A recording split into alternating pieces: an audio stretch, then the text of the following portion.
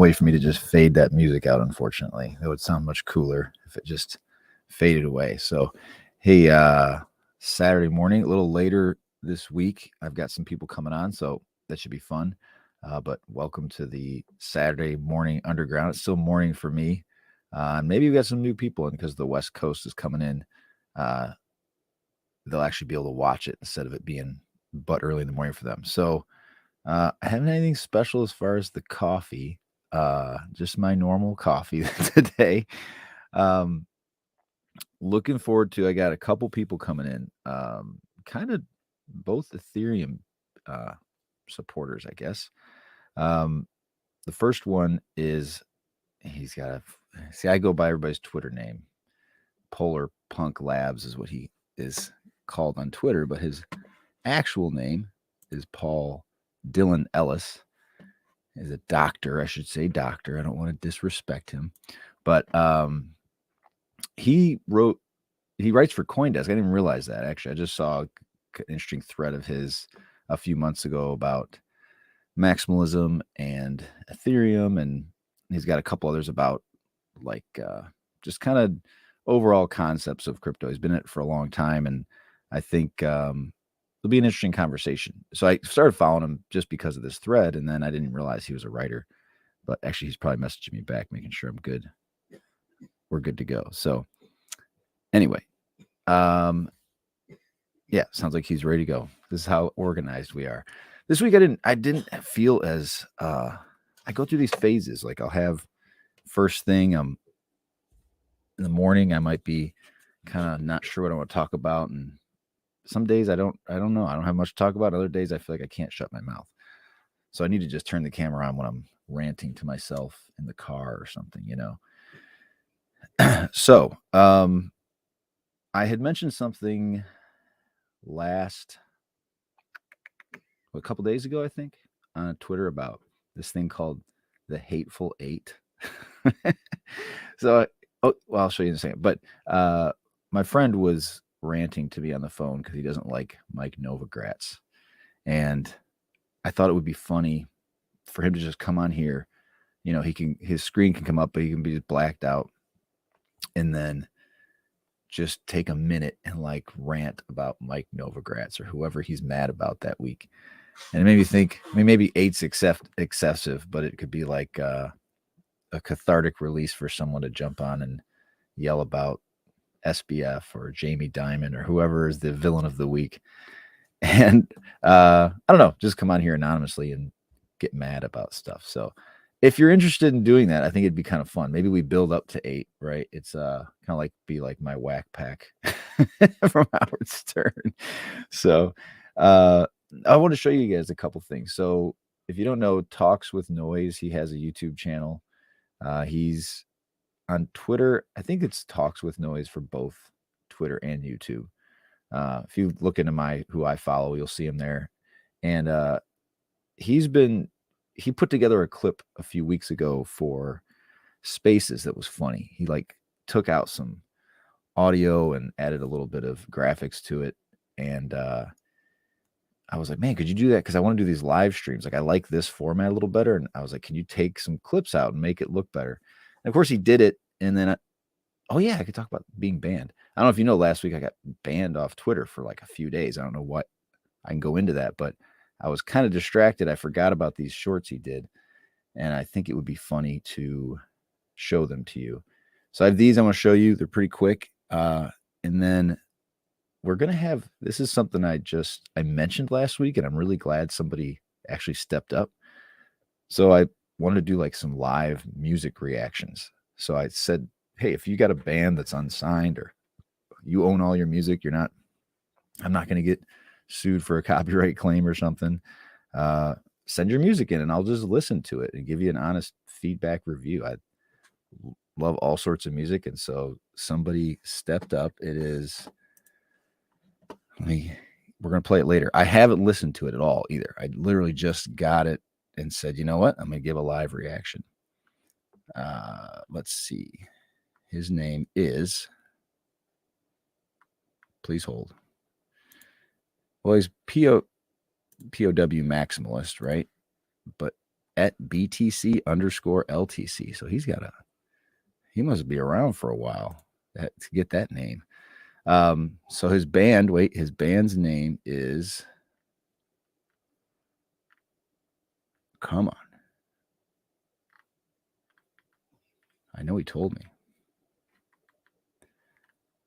What the heck? Oh, maybe it's in the email. It'll be in the email, I think. It's not in the messages. So yeah, and I kind of want to, if this Magdalene, Full Metal Magdalene. Oh, she's the second guest. I didn't mention that yet.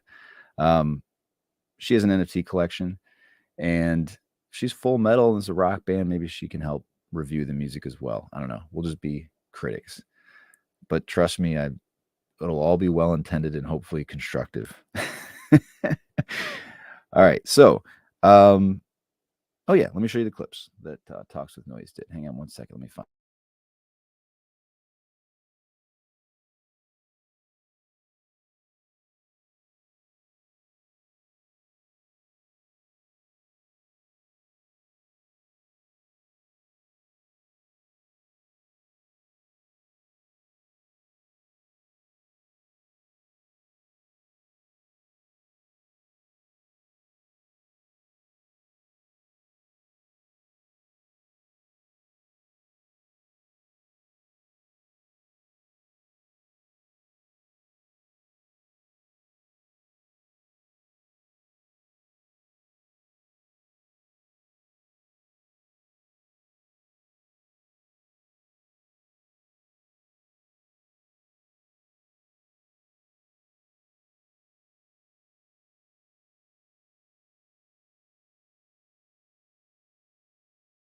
If anybody's even watching, I don't even know if I don't even think I can see. Oh, there's one viewer. It is me. All right.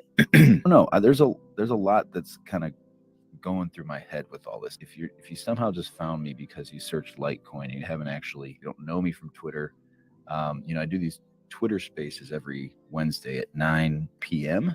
Eastern. I had kind of a viral post. It got enough reaction. I realized Litecoiners were looking for an outlet, focal point, somewhere to go. And I woke up one morning, I was like, oh, Litecoin Underground. I actually envisioned, this was what I kind of envisioned, this logo. I was like, oh, that works, right? Like London Underground. And the original thought process was, get everybody together and talk about how can we help. So sentimental. How can we help merchant acceptance? So that was the big thing. We got into the Twitter spaces, and people with pretty prominent accounts, and I had people coming in from the foundation. And I thought, clearly this was needed beyond just like this organizing place, but more of just a meeting place, so to kind of bounce ideas off each other. I mean, no one's even watching right now, but put it like, if you have a black coffee that you drink, because I drink black coffee, or maybe you got some sort of fancy mixture you like to put in, like egg and butter or something.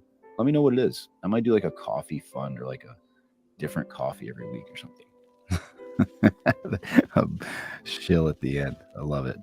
All right, so there's that one, which I actually like. I think that was actually a decent summary of what I probably said. Because if you haven't noticed, it takes me a while to get things out sometimes. So I repeat and I say so a lot. All right, so let's see. I got one more. See, I just said it again. I almost can't even stop myself. You still see this one? All right, let's do it. Come on. This was about Luke Dash Jr. The band name is Wage, all capitals. Sorry, we're going to get into this. Come on, man. Come on, man. So before we do this, can you guys hear me? All right, yeah. So there's a Luke Dash Jr. He was one of the Bitcoin developers. We were talking about him a couple weeks ago, and I went to look up my account on Twitter to research the guy, and he had, well, I won't spoil it. That'd be a good thing to talk to you about, is the Luke Jr. guy. Oh, yeah. I'm blocked. Why am I blocked? From oh boy? I've never interacted with him in my life. I can't believe I don't think I've blocked anybody yet. I've muted people, and I've muted people I like too. Sometimes I'm just like, enough. Take a break. I need a break. So very cool of him to make those. That would take me an eternity to get that done. So glad to have that. All right. So let me get back out of here. Remove it. Okay. All right. Well, we should have the guy in about 20 minutes. So I have some Litecoin. Oh, I've said I'll do it. I'll do it. Hang on. I'm going to do some charts here because you guys love charts. Let me find it. I'll just pull up I changed. Never mind. Running these things isn't as easy as it seems sometimes. All right. So I have been, not a guru at all when it comes to charts. I'm not going to sit here and tell you I am. But this is the one I have been looking at, the 3-day. I don't know whether the 3 days seem to work well. I look at a couple things where obviously it's been very good for price in the last, since October. You can see here we are from 51 all the way up to over 90. So almost double, which we are double from about 6 months ago. So we like this one. And then, as you know, Bitcoin's been going pretty bananas as well. Almost a surprising amount. I think it's up like 50% in the last, or close to it, maybe 40% in the last, couple weeks even. It was 16,000 back here on the the 7th. So yeah, 2 weeks ago, it's up 50 or 40%, something like that. So that means the one chart I like to look at, this BTC LTC. Now, this one on the 3-day, I had the Bollinger Bands up last week. I'm going to be consistent. This is all I'm looking at, keeping it simple. So we're still in that channel. So I think that's good. I had mentioned that we've been in this 7-month uptrend versus Bitcoin, the longest in the history of Litecoin. And you can see here was the bottom here. Here's the bottom here. So we got to make sure we stay above this spot here. This is probably 385 to continue that trend of not making a lower low. So all higher lows, all higher highs. So that would be good. That's my only chart analysis. I do think I used to trade. I could tell you my really rudimentary trading strategy. I thought actually really worked. Excuse me. Yeah, why don't I do that? That'll be funny. Okay. So I would take, let's go into the US dollar one.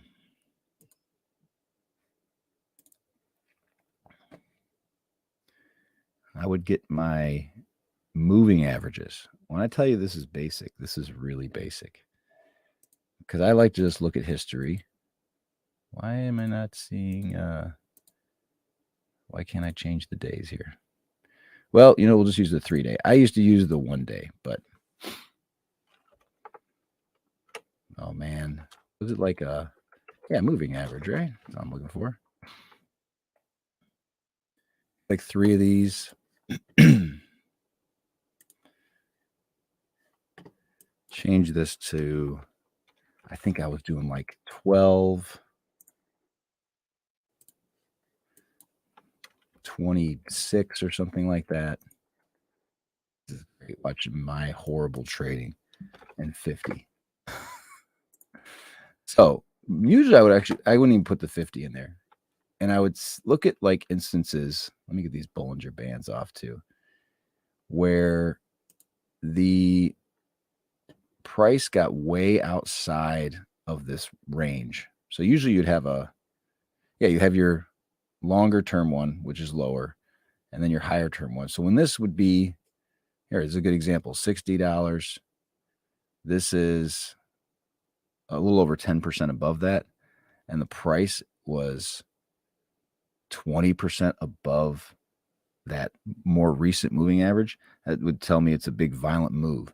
And anytime you got way out of whack from this moving average, like I'm talking, 10, 15, 20%, you sell.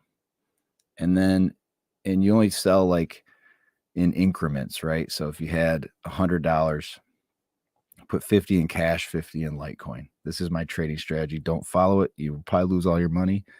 But just so you know, I only stopped because it was a tax nightmare. Okay. So if you have 50 right here, when you're on the line, you have 50 cash, 50 Litecoin.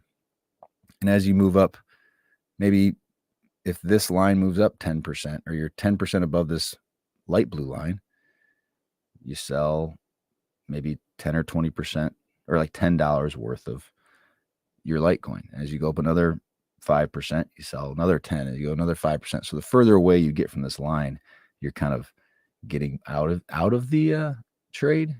And then the same thing on the other side, because that's obviously right now we're all excited about the price being up, but the same thing happens on the downside. You get way out of whack, it returns to that channel. Now, this doesn't mean you're going to always make money. Like right here, if you were buying back your Litecoin here, you had a long wait before we got anywhere out of this channel, but then you sold it out here. And then you're buying back, getting yourself back to 50-50 when you return to the line. So there you go. That's it. No flags, no lines, no charts. Just simply when you get way outside of the norm,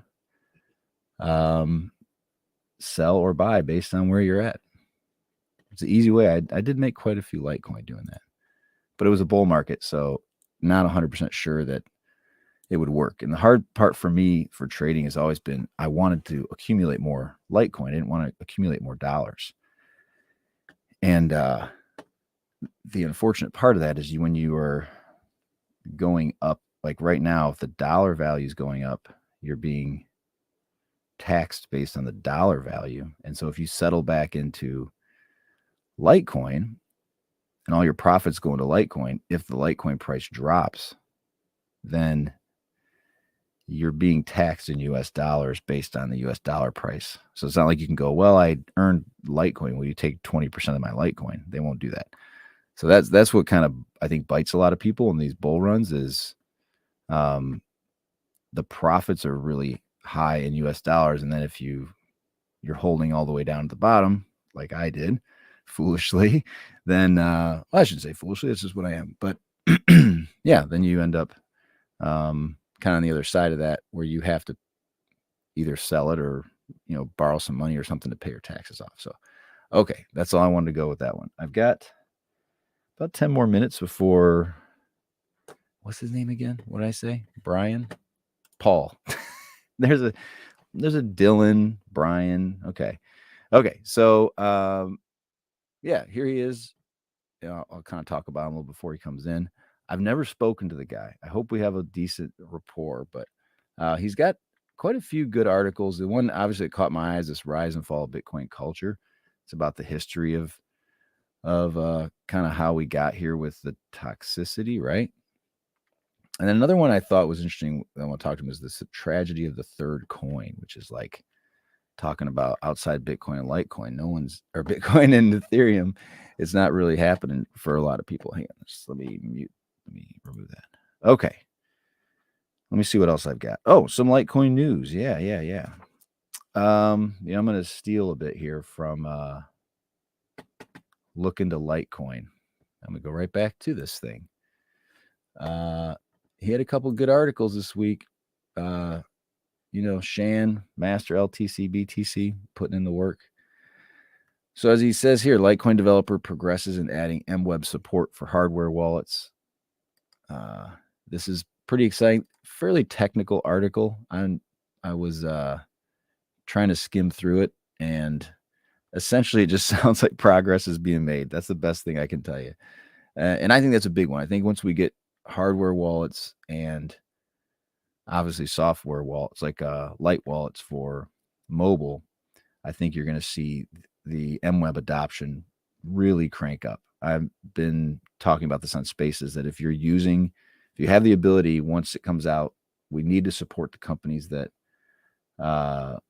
support Litecoin. So if somebody like Cake Wallet or Edge Wallet adds MWeb, make sure you use those. If your exchange doesn't want to implement it, which may take a while in fairness, but try to just shop with the people that are giving Litecoin the respect it deserves in that sense. So that'll be big. And actually, let's look up right now. Let's see how many people are on MWeb. If you don't know, you can go, I think you just type MWeb Explorer. Inc. Might be good, might be bad. Not bad. Had an increase in the last day of almost 1,000 more coins on MWeb. Pretty exciting. The transactions, it's taken some time. As we all know, it's been a lot of, it's very difficult with just Litecoin Core users being able to use it. And even that, it's got to be Litecoin Core that that has updated to the MWeb extent node. The number, I think it's 18.1, something like that. Someone might know. So if you know it, put it in the comments. But yeah, MWeb development, I think, is huge. I really hope at some point we're just, particularly with your mobile, you would call it kind of your walking around money, your cash, digital cash. You should be putting that inside an MWeb wallet and try to leave it in MWeb as much as you possibly can. Okay. What else did he have? He had another good article this week. I'm going to talk about this, and then we'll talk about a little bit about CBDCs. Yeah, hash rate up again, all-time high. He mentioned here, which is pretty incredible. And not only that, in another article, he had talked about how Antminer I guess made some more L7s available, and they sold out immediately, which is pretty big news. And I even think there was oh man, somebody in the comments helped me. I think there was a large miner that has decided they're going to start mining Litecoin and Dogecoin as well as Bitcoin. So I'm staring at the comments, hoping that makes sense to somebody. But no, I mean, this is always good to see. I think a big chunk of it is obviously they got new machines that are way more powerful. So that's good to increase the hash rate. And it's always nice to see that number kind of steadily go up, It's so funny watching these. This was what, COVID? No, that was after COVID. Where was this drop off for? I wonder. October 2020. And this was the China shutting them down. This is the worst of the bear market right here. But those bottoms are, the lows are going up, and that's always a good thing. So yeah, obviously always go check out, look into Litecoin. Oh, he told me BTC Mining Company. Read the other article. All right. Geez. Sorry. If you're watching this on anything but YouTube, you probably aren't seeing these comments. So which one is it? This one? Oh, here we go. Oh, Bit Mining releases a new miner. Oh, okay. I thought it was an actual mining company that was deciding to add it. So, all right. We got like 5 minutes before he comes in. So I'm going to the one thing I want to talk about was, Davos. I didn't get a chance to read a lot about Davos, but I know they've been talking about CBDCs. And I think CBDCs are coming, and it's going to be, I'm hopeful it's going to be good for crypto. And I think it's obviously, it's not something that I'm optimistic about. I feel like it's going to be used for tracking transactions, limiting what you're allowed to do. For instance, one thing I had over here, Nigeria has tried to push a CBDC, and I think I talked about this briefly last week, but I don't know that I actually showed you guys the article. So they wanted to get everybody to use this central bank digital currency to get people off of cash. So they launched it in the fall of 2001. It's been a year and a half, and the estimate is that only 0.5% of Nigerians are using this money at all. So they don't want anything to do with it. They want to keep their cash.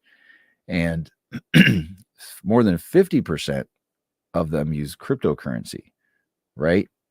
So obviously there's something going on here. They know not to trust this digital currency from the central bank. And so what they started doing is they started saying, well, we'll offer you some discounts. We want to increase the popularity. And they give a 5% discount for taxi payments in an effort to discount the price, kind of using the CBDC. And it didn't work, right? People still didn't want it. And I think really interesting because you got what they started to do is they started basically not allowing people to pull their own money out of their bank. So you could only, in Nigeria right now, pull out $225 per week for individuals, or just over $1,100 for businesses. So obviously this is just the beginning. And I've always felt like they'll incentivize people to use CBDCs, or they'll, again, kind of a social engineering tool. You can only buy certain things with them. might restrict where you can shop or what you're allowed to spend your money on. So kind of interesting thing. All right. Well, hey, you're in, not urine. Paul, what's up, man? Hang on a second. Let me minimize some stuff. Hey, how you doing? Hello. I'm glad you could come on. I thought I had the same. So last week I was trying to get these Dogecoin guys in, and I think they thought it was a stream too, or a Twitter Spaces too. I was like, I know I said explicitly we're going to do a live stream, but I'm glad it didn't confuse you too much. Yeah, I feel like everything is spaces now, so it's gone that way. But I think this is cooler. I think it's better to see people. Yes, but I've been doing the spaces on Wednesday nights, and they're fun, but there's so little you can do in talking format. Like one thing I want to do, and we'll pull up your articles and stuff too, but I've got after you like this NFT creator, I want to actually walk through the collection and like I've never made an NFT. Maybe she can show me how to mint an NFT. I watched another interview with her, and they for like a minute showed the picture, and that was it. And it was like this the whole point is to use these things, right? To try them out and see how they work. I'm not going crazy on NFTs yet, but I'll have the conversation. That's probably for the best. I think they'll come good, but trying to be the person who discovers the early NFT with so much going on, so much noise, the chances are pretty slim that you're the person who finds the CryptoPunk or the Bored Ape on the first day. Oh yeah, I mean, and that to me is still just for fun. Like to me, the fun that's where I think it's kind of will be interesting. Is it might be a fun thing to do, but as far as a serious investment, I don't know. That's a whole conversation about. It's like the art world, right? It's just money, just moving money around to make things look good for taxes and all that stuff. So it feels like to me. Like I think the NFTs are something that got out of control. I really like the communities. I like every NFT community I've ever spoken to, or just because it's part of the Ethereum world. I've always found them interesting. Like just good spirited people. But then there's this sort of chaotic market element where even they themselves don't really understand sometimes why people are paying whatever 4 ETH for some random collection. So Right. Yeah. Well, anyway, so just to kind of reset here, I introduced you a little earlier before you showed up, but yeah, I didn't even know you were a writer for CoinDesk. I only became aware of you because of this thread. I think you'd maybe linked your article, or maybe you just took the article and put it in thread form. And I read it, and I was like, oh, I'm gonna go back and find it. And I go back to your Twitter, and you delete all your tweets. So I'm like, now I forget what the hell I read. Yeah, this is sort of a thing that I do that frustrates a lot of people, but I think it's good hygiene, to not have like your tweets sort of building up. I think it's just sort of a smart thing to do every few weeks or every month, just to sort of clean up your profile. Otherwise you've got this crazy public record of all your thoughts, which I don't think is a good thing. Yeah, that's true. And then you can contradict yourself freely, right? No one can call your bullshit from 3 months ago or whatever. Yeah, everybody thinks you just come fully formed, Yeah. Oh, I know. That's the worst part of the internet. When you go on somebody 8 years ago, they said something. It's like, come on, man. Yeah. But so yeah, the article that obviously caught my eye, and we talk about it. I got to say, of all the topics, there are 2 topics that come up constantly in Twitter Spaces and on this thing, and it's NFTs and Bitcoin maximalism, right? Yeah. So, I think this is the one, right? That's it. Yeah. Yeah. So the rise and fall of Bitcoin culture. So you've been around since 2011, you said? 2012. 2012. Okay. So very early on. Yeah. So, I mean, I wouldn't say that I was involved in a very strong sense in 2012. It's like I was aware of Bitcoin through Silk Road because, that was the talk of the town at the time.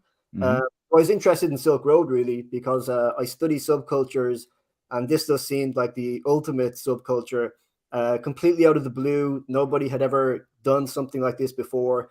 So I was following that story actually mostly over 2012, and then like the way NFTs and maximalism kept coming up, Bitcoin kept coming up in the story, and at some point I felt I couldn't understand Silk Road until I learned about Bitcoin. So I went to Bitcoin Talk in around, I'd say like 2013 and 14 is the era where I was actually reading on Bitcoin Talk, which was the only way you could actually interact back then. There was nobody on Twitter talking about crypto or anything like that. So yeah, around that era, which is also the early altcoin era. So they coincide very nicely. Yeah, I know. Well, obviously as Litecoin, we're one of the earliest altcoin, I guess, that's still sticking around. I mean, I don't know. Was it Namecoin, right? Is probably still out there being merge mined with Bitcoin, but I don't know that anybody's using it.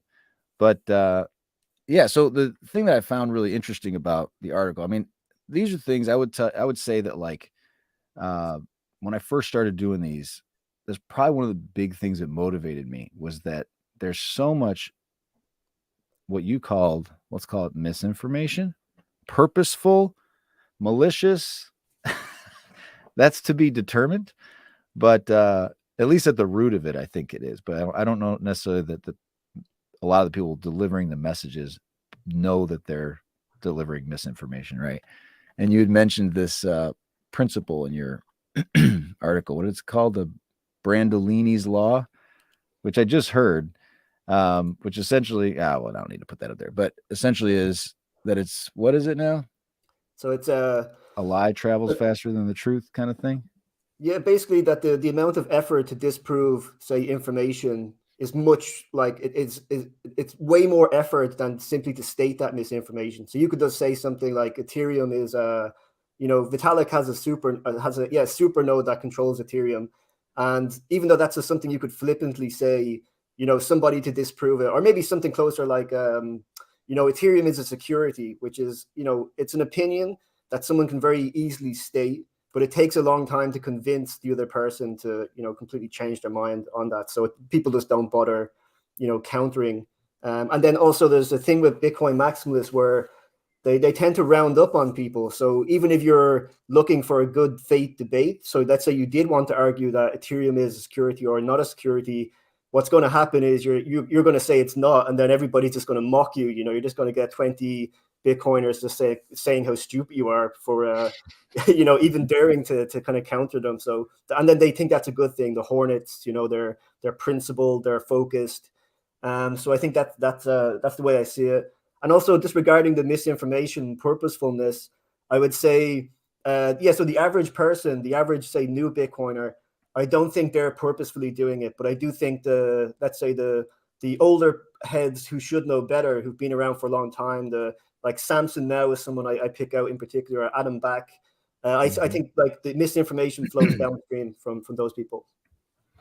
Yeah, and that's like I was saying in the beginning, that was probably one of the driving factors, just seeing that all this noise out there, like there's got to be some sort of voice. And I felt like we were these spattering of Litecoiners. I wanted to, hey, can we get somewhere together, have a unified voice or something, right? Just to say, hey, we also have a podcast, we also have this, but it is really, it's brutal because particularly with Litecoin, because we're basically the same thing as you. So when you say Litecoin's a shitcoin, you're like, you're calling yourself a shitcoin because everything Bitcoin has, Litecoin has, right? Yeah, Amar Taki, early Bitcoin developer, used to say, does say that Bitcoin is the original shitcoin. That's how people treated it. That's how they reacted. They said like, this is all this nonsense. Yeah, it was so I go on it's called the Digital Cash podcast I've been on. Joel Valenzuela, I don't know if you know who he is. He was a very early actually living on Bitcoin guy. Very good guy, very well thought out. And he said that shitcoining is a mindset. It's not about the coin itself. And that's really what it is. That mindset kind of infiltrated the plebs or whatever, right? And so they're just shilling machines. Like there's no interest in finding the reality, right? Yeah, and there's like Brandolini's law is one kind of law as well. There is also this the small differences kind of issue as well. The way small differences are are overemphasized in sort of micro cultures.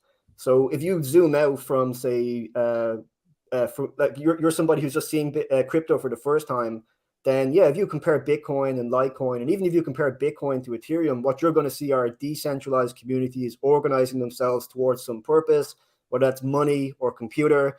You know, they're small differences really when you zoom out, but once you get in, everything is elevated and personalized in a way which, you know, to outsiders seems silly, and that I would say actually is silly. So I do try to encourage, you know, people to recognize the certain silliness of what we're doing in a way, just to diffuse the. I think like a big problem is the over seriousness with which people take their mission. That, you know, they take it as if it's a moral mission. It's the only thing that can be done. And I think it's better to see it as, it would be great if we had sort of a sound money like Bitcoin. It would be great if we had a decentralized computer like Ethereum, but we shouldn't be turning on each other personally, you know, to achieve these kinds of goals. Like the world won't collapse if we don't have either of those things, it would be how I see it. Yeah, for sure. Yeah, I mean, I don't know. So that the whole one money thing was always the thing that was so ridiculous, you know, and that's my mindset too, is that you have to tinker in a way, right? So like let these other things work. I can understand cautioning people about, you know, for the most part, a lot of these are designed to just steal your money. And there are a lot of them out there that there's no real intention of a long-term building the future. And so I think time's the best indicator as far as like the certainty with which a coin will be around and thriving tomorrow is how long have they already existed? What's still happening after 6, 8, 10 years? And if it's year 2, just be very cautious, because they're very big money players that can make something that's a scam look really pretty, you know, and they dress it up and they get a lot of people caught up. But so that part I understand them, but at the same time, you're not somebody else's parent, you know. Yeah, the way I see this is, often the thing about Bitcoin, like the critical side of Bitcoin, is they're very often correct. So it's not necessarily like I'm really more frustrated with, say, the approach, let's say the tactics, the way they go about it. Oh yeah. But you know, the critique that, say, there are many scam coins like on Ethereum or something, is like like you can't really argue with it. That's something we definitely saw in the last cycle. The argument that, say, decentralized finance isn't really decentralized. This is something that's a big meme in Bitcoin culture at the moment. Where does the yield come from? You might have seen this being a I want to investigate that a little bit after. Yeah, go ahead. this comes from a paper from I think it's Alan Farrington that I'm trying to read my way through. It's very long. It's 38 pages.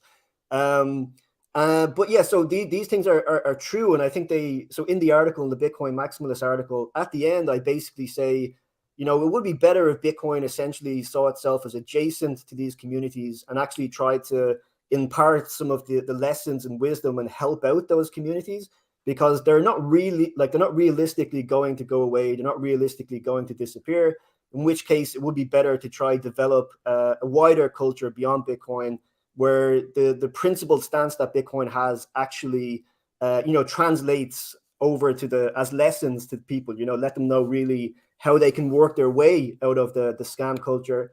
So I think a big issue then, this is something Vitalik said before, which is we have a little bit of a problem with permissionlessness.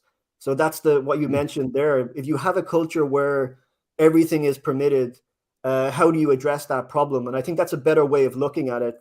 How would we create a better culture which, like, we can't ban people. We don't want to police people. We don't want to be the SEC or anything like that. Mm-hmm. So the only thing we really can do is essentially to try, you know, encourage better, like the type of culture where if you try to do a scam, you're essentially ostracized. You know, that's the way I think is a better approach. So, you know, cleaning up the commons culturally is a better way of thinking about it than just like aggressively calling everything, you know, the worst behavior you've ever seen.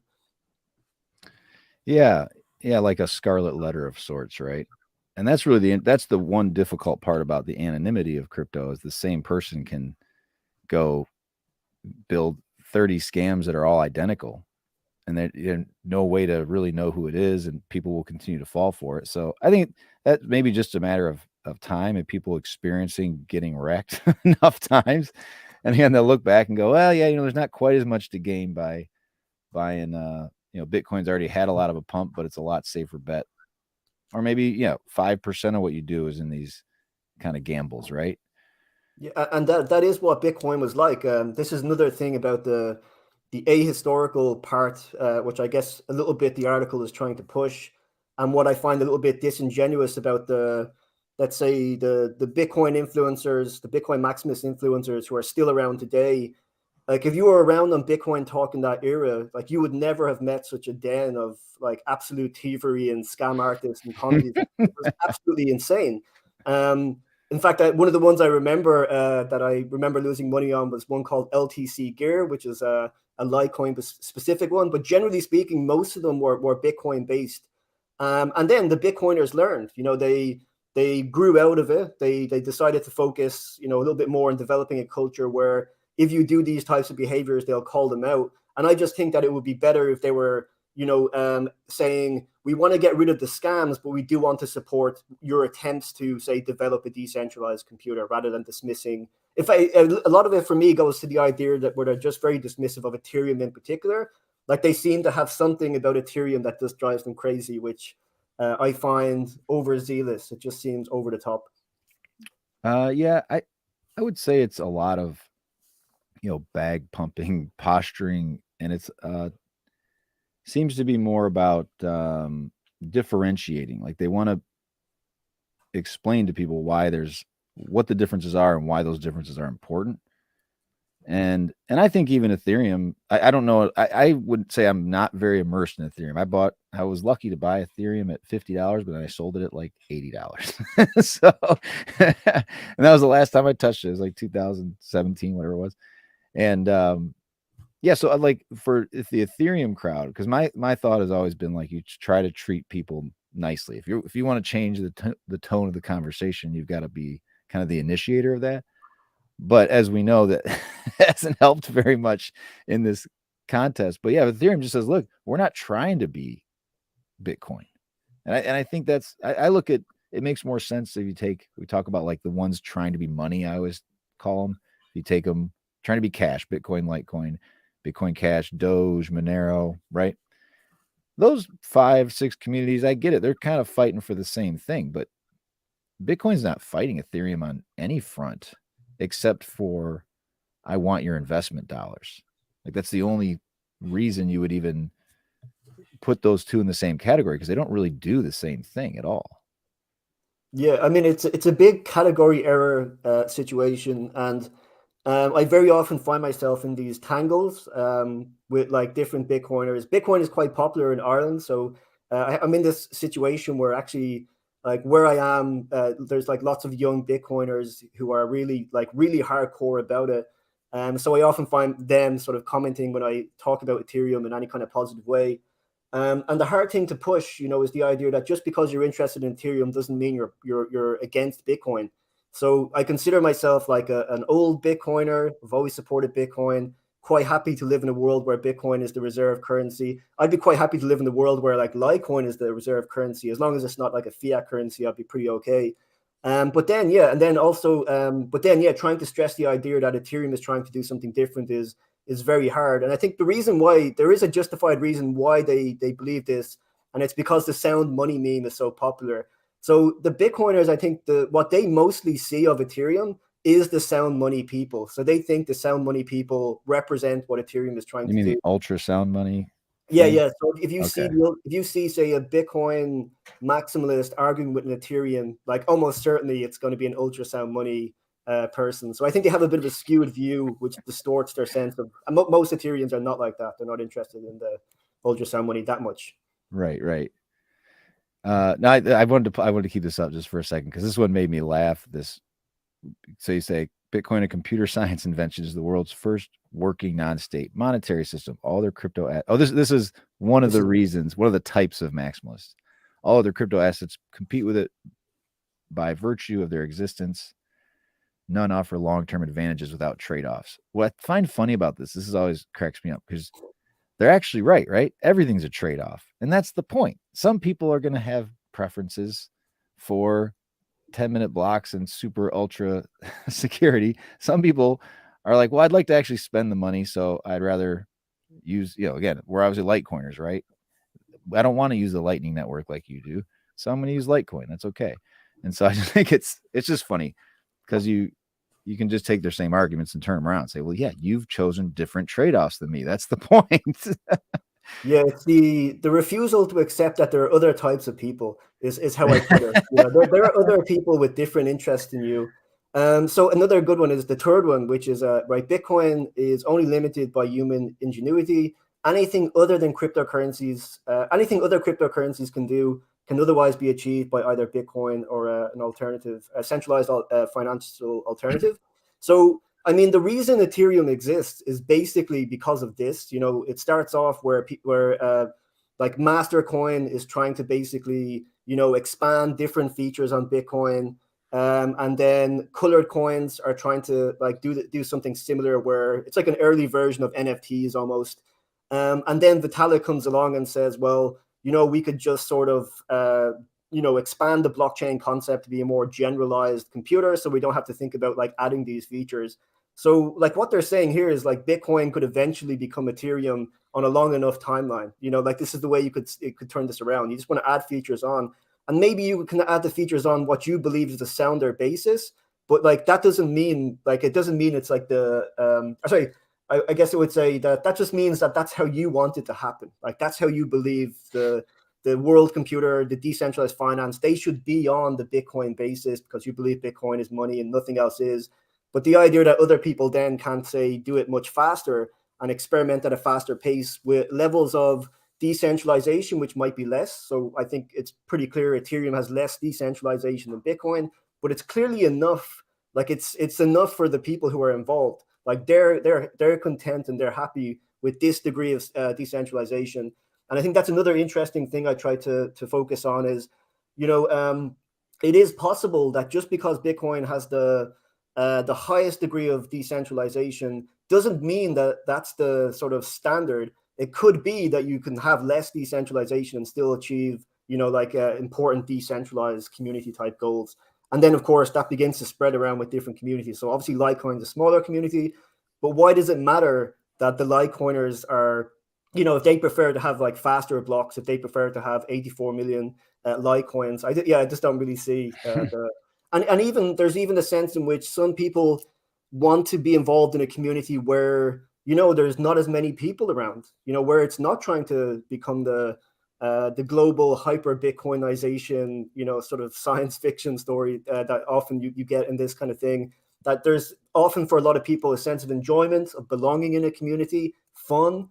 These are important elements. These are things foreign to the maximalists. Yeah. And I think this is what I was saying earlier about the for it's hard to like get that point across. That's why I stress the idea of not always being so serious, because I think they miss that other communities like the NFT community might not necessarily like they might just be doing it to like hang out at conferences and have fun. And from my perspective, I'm like, there's nothing wrong with that. I don't see anything intrinsically problematic with it.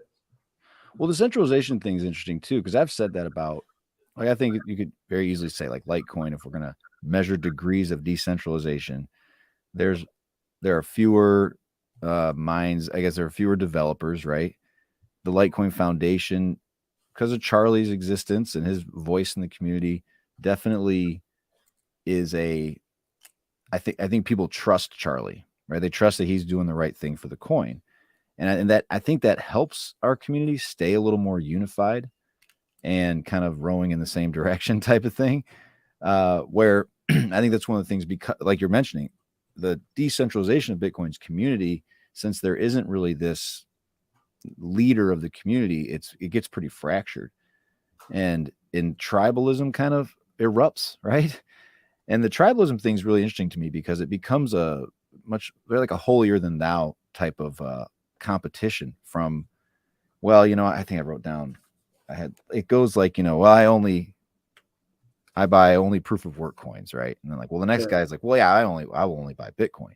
And the next guy says, well, I sold all my other assets and I'm buying Bitcoin. Like, I'm borrowing everything against my life to buy. It's like this weird outdoing each other down the line. Now I won't even talk to Max. It's like, went on this girl the other day and she bought Ethereum. I'd never talked to her. You're like, what is happening to you people? It's a coin. It's a money. And, Bitcoin opened up Pandora's box of that this free market of money could actually emerge for the first time in history.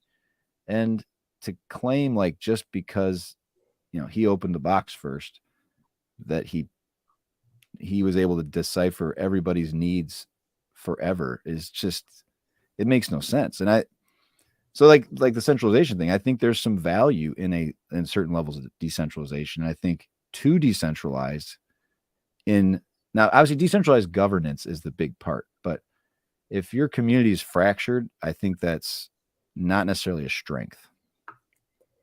Yeah, this is the so this is like almost a conversation you couldn't have with maximalists, where you venture the idea that having a benevolent dictator isn't necessarily a bad thing, because one thing that Litecoin and Ethereum obviously share is the idea of like a benevolent dictator with deep roots in like the older story, so they're much harder to dismiss because they have actually put the time in to prove that they're in it for the long term, generally of good faith, maybe, I don't know, there might be some like small obscure story about them or something like that.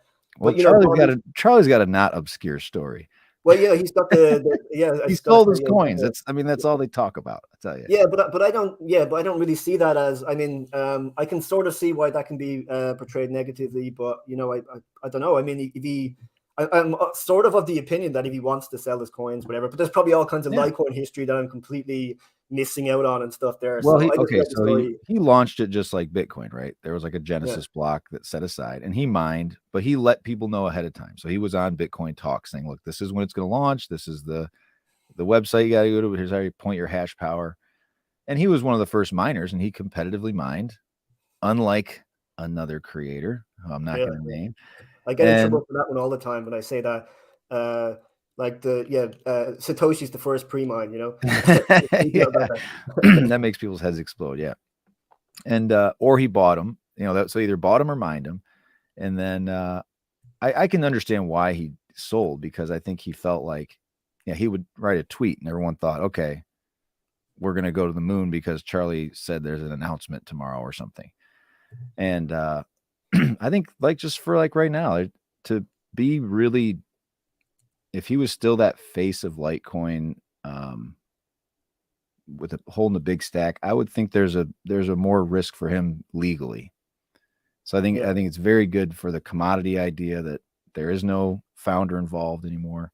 And everything, the other thing he's done that people don't want to talk about, for 6 years now, since he sold those coins, he's matched every donation to the Litecoin Foundation. Like, he's given a lot of money towards development of Litecoin, and this new Mimblewimble extension block protocol. I don't know if you know anything about it, but he and David Burkett worked on that for 3 years together, Yeah, which I would say is basically the optimal sort of like benevolent dictator figure, where they're just sort of doing a few things because they've got that deep knowledge. They're not really intrusive too much. Like Vitalik's a good example, because from outside, I think people have this image of somebody who's directing Ethereum in some kind of way. But at this point, he doesn't really do any development. He's on the research side of it.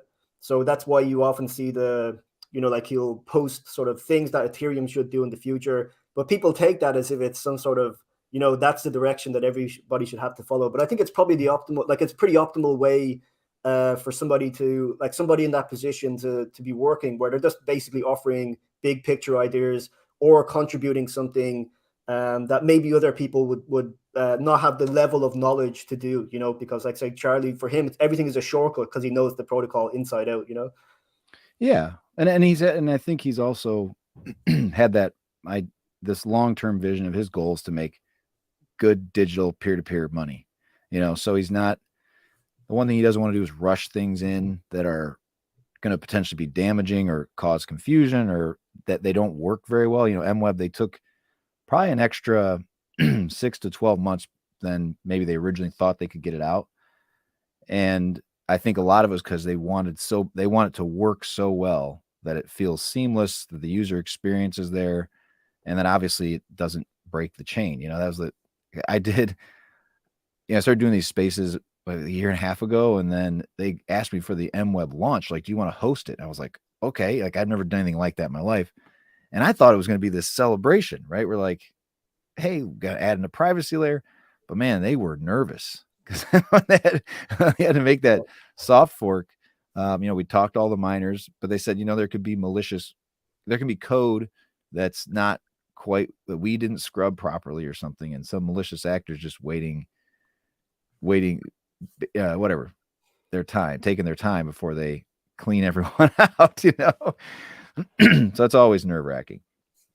Yeah, and I mean, like, Ethereum development is very similar.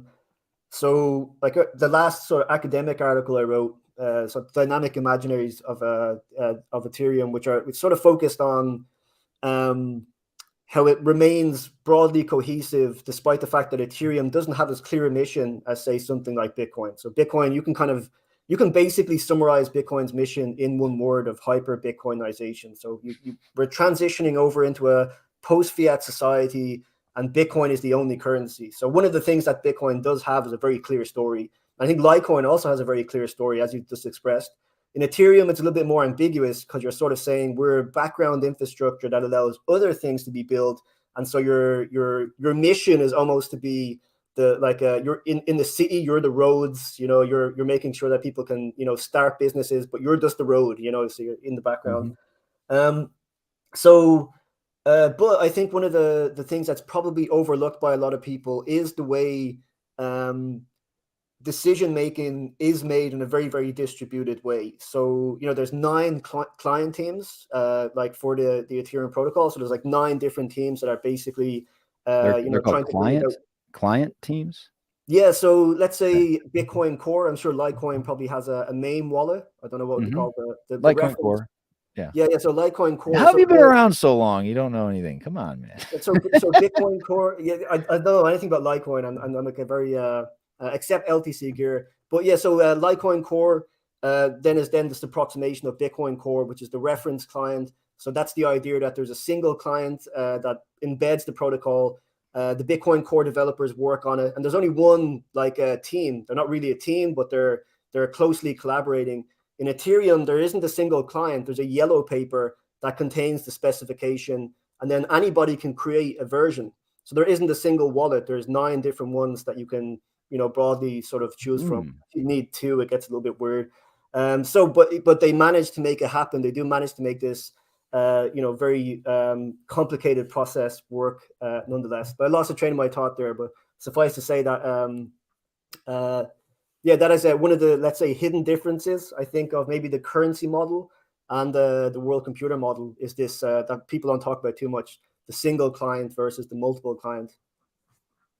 Yeah, I didn't know. It's sad that I don't know a whole lot about Ethereum, but it's like you either picked the sound money side of things or you went the other direction, and I went the sound money side.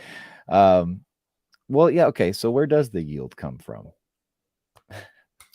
Yeah, so I mean, the one thing that's good about this, I like the phrase. I think it's sort of a really trollish phrase, Where's the beef? Remember where's the beef? Do you know what that is? But it's the kind of thing that makes you stop because, you have to think, actually, I'm going to have to come up with some kind of comprehensive answer for where the yield comes from. It's like, do I know where the yield really comes from?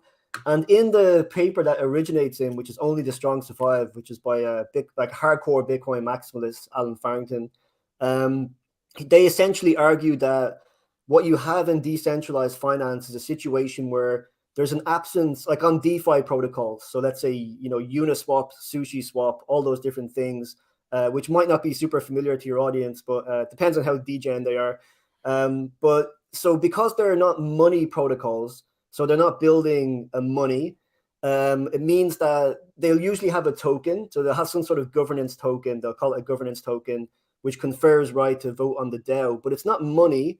So they compare it to a situation where why would you really want to hold a governance token, which isn't really a money you can use in a more, let's say, like liquid economy. So in the future where, you really would actually need your Ether or need your Litecoin, you don't want to hold a governance token.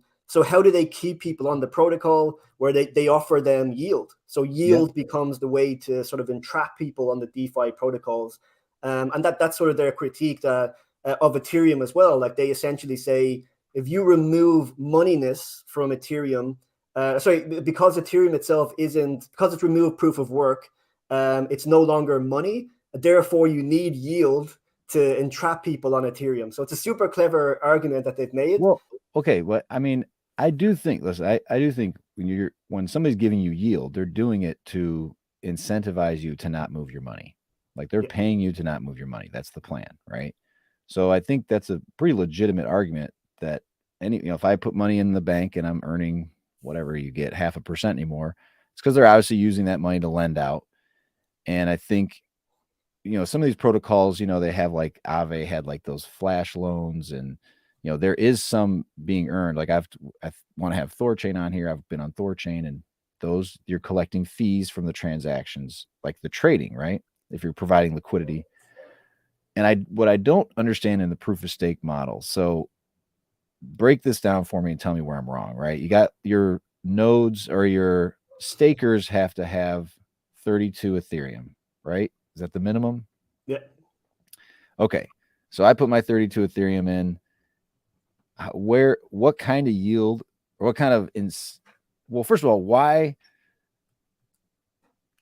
you're incentivizing them to stake the coins? Why does staking the coins create security? Yeah, so this is one of those things where Ethereum doesn't lend itself, super well to these kind of explanations. But yeah, so in the absence of something like proof of work, you basically have to come up with some way to disincentivize bad behavior. So that's really what you're trying to do. So you're introducing the idea that you put up 32 ETH, so you lock it in. So it's basically sort of locked there. I think the waiting period is like 7 days if you want to, actually remove it or whatever. Okay. So you put your 32 ETH, and what you're doing really is you're locking it in there, but you're given the right to build blocks. So you're given the right to build and validate blocks. And I'm sort of simplifying. There's sort of tricky little details there, but it's conferring rights to be a block producer. So you now have a new way to create blocks without the need for proof of work. Okay. So you can build blocks and you can add blocks, and the situation is much simpler because basically someone builds a block and then everybody validates that the transactions are nobody's double spending, or everything is okay. And then there's essentially the equivalent. The way I like to simplify this is there's almost like a little council at checkpoints every so often, which would like check that you're not misbehaving, so you're trying to double spend. And then if you did, then you could be voted off, kicked off, and then your 32 ETH would be gone. So that's really the way. It's just a sort of I would say a simplified way to validate blocks. So does every 32 coins staked go into a unique wallet, and each one of those 32 coins counts as like a chance of winning the block? Like, is it like a big roll of everybody's dice? I'm going to go into a hat and pull out one address. That's the winner. Kind of, yeah. So 32 ETH, you could think about it as it's a right to be a validator, and then you're almost in a lottery to be selected. And every so often you'll get to be the person who proposes the block and win the MEV as well, like the all these different things from Ethereum that you might not know about. So you like that's how you would win. You win by being randomly selected every so often. So if I have 320 ETH spread across 10 wallets, I have 10 chances versus your one. Yeah, that's why there's. So the other thing is that most people. So an individual might stake 32 ETH, right? So you would have like an individual who's a validator. But of course, what's happened? This is like our equivalent of the mining pools. Is that the exchanges, so large exchanges, offer the ability to do liquid staking. So instead of you putting your own 32 ETH up, in which case it's locked on the beacon chain, which is sort of the staking chain, the consensus mechanism chain, that the exchanges will allow you to deposit some ETH, and then they'll give you like a token back, which you can use in a liquid way. So you have a representative token of your stake. Or in some cases, you can just put it on the exchange and they do the staking business for you, because staking is actually kind of complicated. You need 2 nodes and all this kind of stuff.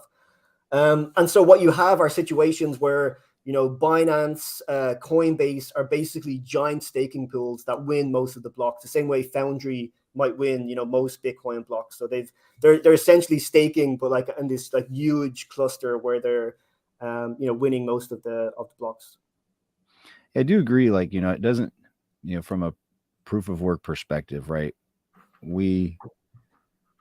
That doesn't, there's some suboptimal solutions there for somebody who says, I want massive decentralization. I don't like the idea of somebody controlling a large portion of the coins and therefore winning almost all the blocks. Now I understand what you're saying, like, BTC pool or, Litecoin pool. They are places where people point their mining. And as a miner, you can choose to just, 2.5 minutes later, decide you're going to go to a different mining pool. So they are still operating a bit in a free market where, in the Ethereum model, my concern would be, okay, so they win a block reward, right? And they collect all the fees from that block, I'm guessing, right? So then that's their yield, quote unquote, because your expectation is you represent a certain percentage of the overall staking. And so you can kind of reasonably predict what your yield's going to be or how often you'll win a block. Yeah. So the issue here, right, really, I'd say, so here's where, so I should stress that this situation that we have with Ethereum, so that the sort of centralization of staking, is like a no contest, like big problem. I don't think people realize the extent of it, but probably the real concern that people have here, just to sort of, I just want to throw this out because I think it's probably something that people should be aware of, which is the idea that you can then, so one of the quirks of the way Ethereum works is that there's people who propose the blocks, so they create templates of the blocks basically, and then other people validate them. So you have this situation where there's 2 types of people, and one of the issues is, if you remember OFAC, the Tornado Cash, the contract that got sanctioned. Yep. So just to give you an example of how problematic the sort of staking situation sort of is at the moment, they sanctioned a particular smart contract, and so any transactions that are involved in that smart contract are basically seen as verboten by the United States government. You shouldn't allow them, and so the blocks, like about 60 or 70% of the blocks basically censor these transactions. And the fear going forward is, what if everybody's staking through, say, Coinbase or Binance or something like that? You could have a situation where governments just tell them outright, we should just make it so that there's never going to be any of these transactions. Now, the transactions still do get through. So if you try to get, say, an OFAC non-compliant block through, so you've made a bad transaction or an illegal transaction, and you send you're basically going to get censored by the big kind of like block producers and also the big validators. But somebody who's running 32, like somebody who's a real decentralized hardcore user will bring you in. So you might have to wait a minute or something, which in Ethereum is relatively long, but you will always get through. So you have this interesting situation where it's both definitely true that Ethereum staking is like deeply decentralized, but also that it still is like, you still can get your transaction through, but you're now almost a second-class citizen or deprioritized, which is an interesting. I don't think people really expected it to end up like that, but that's the the realpolitik of it at the moment. Yeah, that to me, I look at what Bitcoin did, not to take that guy's title of his podcast, but the censorship resistance is the premium thing. That's what, in my opinion, what made it so kind of revolutionary. And again, it's the trade-off conversation. So like, I think that people knowing that when it comes to Ethereum, we haven't seen, I mean, that guy's still in jail, right? The Tornado Cash guy. Yeah. Unfortunately, what's his name? Do you know it? Just so we can free No, whatever his name is. I also know him as the Tornado Cash guy. Yeah. So, to think that, certainly with the NFT space, like I said earlier, I think there's a lot of wash trading and money laundering going on, where those people, the people involved in that may dry up real quick if people are afraid they're going to get in trouble. Because I think what was I gonna? I forget what I was gonna say. I sound like I was gonna say something and I forgot it. Right, I was spitting it out. Just on that, like I think that is like an interesting possibility. And so one of the reasons I think this is an issue is that, say, unlike Bitcoin and unlike Litecoin, where the use case in a way for money, is not so public. You're spending on things, but if you're doing it correctly, you're not really revealing too much about what you're doing. It's not really part of the protocol what you're up to, so to speak. Whereas on Ethereum, like what you're doing is a lot more, like there's much more revealed about what you're doing. If you're collecting, NFTs, you're collecting art. It's sort of a part of a hobby. And people also have a tendency, of course, to, use ENS names. If you're getting engaged in finance, all these different things. So what's very attractive about Ethereum is that there's much more to do. But what's dangerous for Ethereum is that there's much more to do. So it's a bit of a trade-off situation where, like one of the main things you can really say to a Bitcoiner, is that if you talk to a crowd of young people today, you're going to get a lot more of them who are attracted to, say, world computer models. And that could even mean things like, I'm interested in Solana, right? And that will really scare them. Or they're interested in different coins, or Aptos, for example. So smart contract platforms. But that means like the problems that Ethereum faces are much, much worse. And that's really one of the other things that I don't think is given, much, it isn't given enough credit, that they're dealing with, like way, way more problems just by the nature of the beast. Yeah. Am I wrong in this, that when you have an Ethereum address, you have one address, right? No, you can create so if you have MetaMask, you have an account, and you can create as many addresses as you want. But the problem is, it's a classic problem of the way people use Bitcoin, or the way they use Litecoin. Maybe Right. not as much now, but in the beginning they didn't know that you could just create more sort of addresses. So you'll see people using. It's not only that they're using the same address, but that they're using ENS domains on their Twitter accounts and stuff, and you can just like see everything that they've done for the last 2 years. Yeah, I know. That guy. I think it's Zach XBT. You follow him? Yeah. He's Like I guess he's our decentralized police. He what? He's our decentralized police officer. Yeah, We can't have police, he'll do. I think it's awesome. Like, I love that he can do that stuff. It's just interesting. But so, okay, well, let me give you a quick rundown of Litecoin. You got to know basically, right? The basics. Yeah. Bitcoin times 4, right? 4 times many blocks. But here's some things people don't tend to know. One is that it's merge mined with Dogecoin, which that could contribute to what we talk about with like the longevity of Bitcoin. And that so we just added MWeb. So do you know what MWeb is at all? I know it from Grin, I think originally. What would it be in? Yes, they ran Mimblewimble. Yep, and there was a Mimblewimble coin. Beam is also run on Mimblewimble. So essentially, the difference is that it's not the entire protocol, right? So they kept the main chain, and these Mimblewimble just running on the extension blocks. So it's kind of I would equate it a little bit to like Zcash, where you have a shielded world and an unshielded world, or even a little bit like the Lightning Network, in that you peg out of the main chain. You can operate inside MWeb forever, basically, as long as you're keeping everybody's address the same, and then you peg back out whenever you want to come back and do business on the main chain. The big thing right now is like we're trying to get on mobile. So it just launched in May of last year.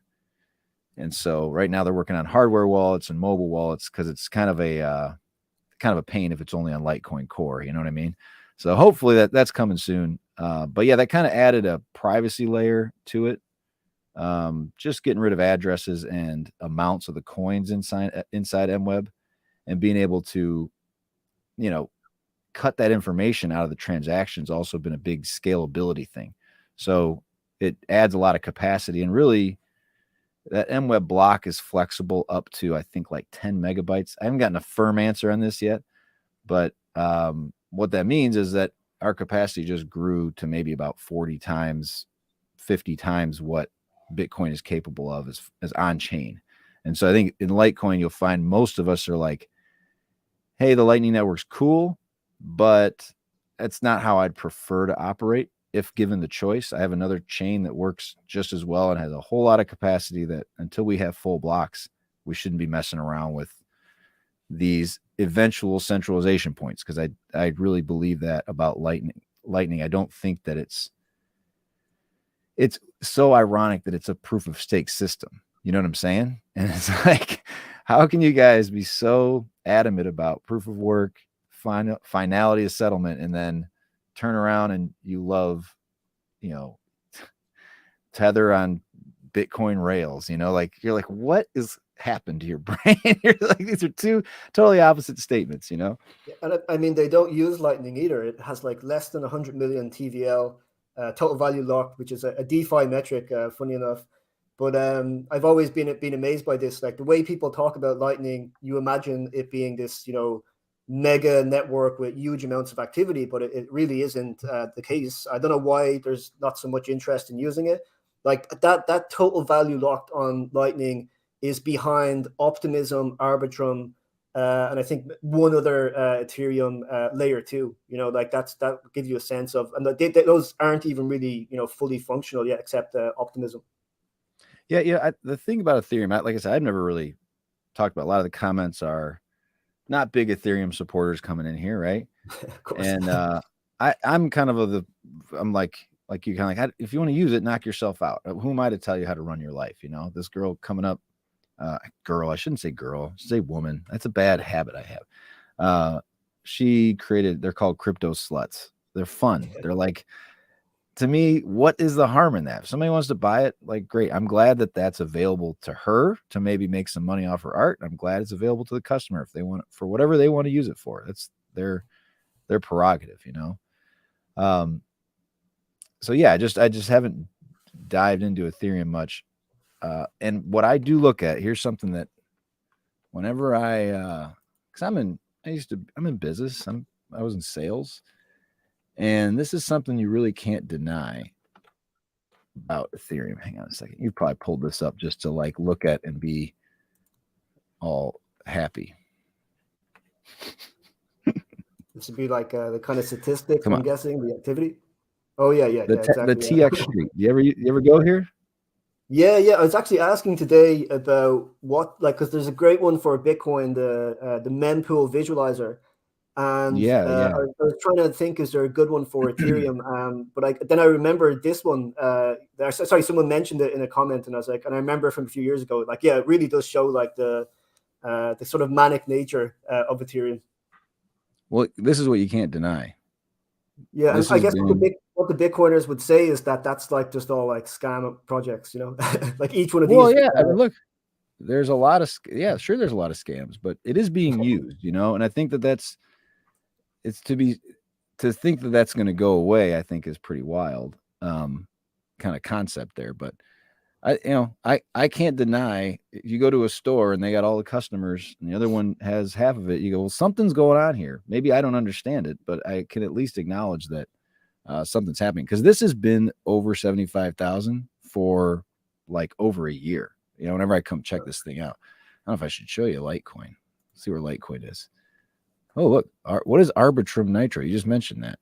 Yeah, so Arbitrum is and see what you're looking at there as well, of course, is the main chain. So at this point, a lot of these people are now on layer 2s on Ethereum, so they're not even on the main chain. They're departing, because the scalability solution long term is essentially to have all the activity on layer 2s, like optimistic rollups, zero knowledge proofs. So that's what's happening at the moment. And then only on the main chain would you do like big activity, which I guess is sort of a similar idea to say, you know, you only do big transactions on Bitcoin and then you go to Lightning for micro transactions or something, except more in a world computer model. But yeah, Arbitrum is a layer 2. Let's see if we got any activity. Nitro, I think, is a new one. It probably so if you go to a website called L2 Beats, that would be a better, because Arbitrum Nitro, I think, is a new one. So they're just showing off the latest one. I think this is actually a chain that's going to be for games. So the idea is that if you create some kind of game, you would use Nitro. It's like there's Arbitrum and then Arbitrum Nitro as a. So they've even got their own sub brands. You know, that's the yeah. So it's beginning to become a really, really complicated ecosystem at this point. I have started to last week I was going to do it, and I got banned from Twitter. I don't know why. Like, I woke up Sunday and it was like, you're permanently suspended. I was like, I had never got a warning or anything. So luckily it only took a couple of days to get my appeal back, but I kind of got distracted. Last week I was thinking on these Saturdays, I want this to be like entertaining as well as just talking about crypto, you know? And I thought, let's have like shitcoin Saturday. Like every week we'll go on, we'll find a shitcoin. We'll find an ICO or something. We'll have a fund. Everybody puts in like $5 and we see what happens, right? Yeah, so do you have any shitcoin suggestions? That would be like a pretty good way to sort of learn about, and like also a good place would be these layer twos, because at the moment they're new, so there isn't as many, say, mainstream eyes on them. So if you wanted to, like, a lot of the dodgier projects that you tend to see, they tend to be on these like smaller side chains on Ethereum. So Optimism, NFT projects, which are, you know, pretty low quality. But yeah. So no, I think that would be like a pretty fun way. You might accidentally stumble on something and all become, you know, multimillionaires because of you know, you pick. I did because I was talking to my buddy this a few weeks ago. I was like, you know, next year I'm just gonna have some fun. I'm like, buy again. What the heck? $10 here, $5 here. It's a little bit like buying a lottery ticket, right? And there was one I pulled up. I was looking at the ICOs and I was like, that'd be a good one. And I went and looked at it like 2 weeks later. It went up like 30x when it got launched. I was like, God dang, why didn't I buy something? So anyway, but this is interesting.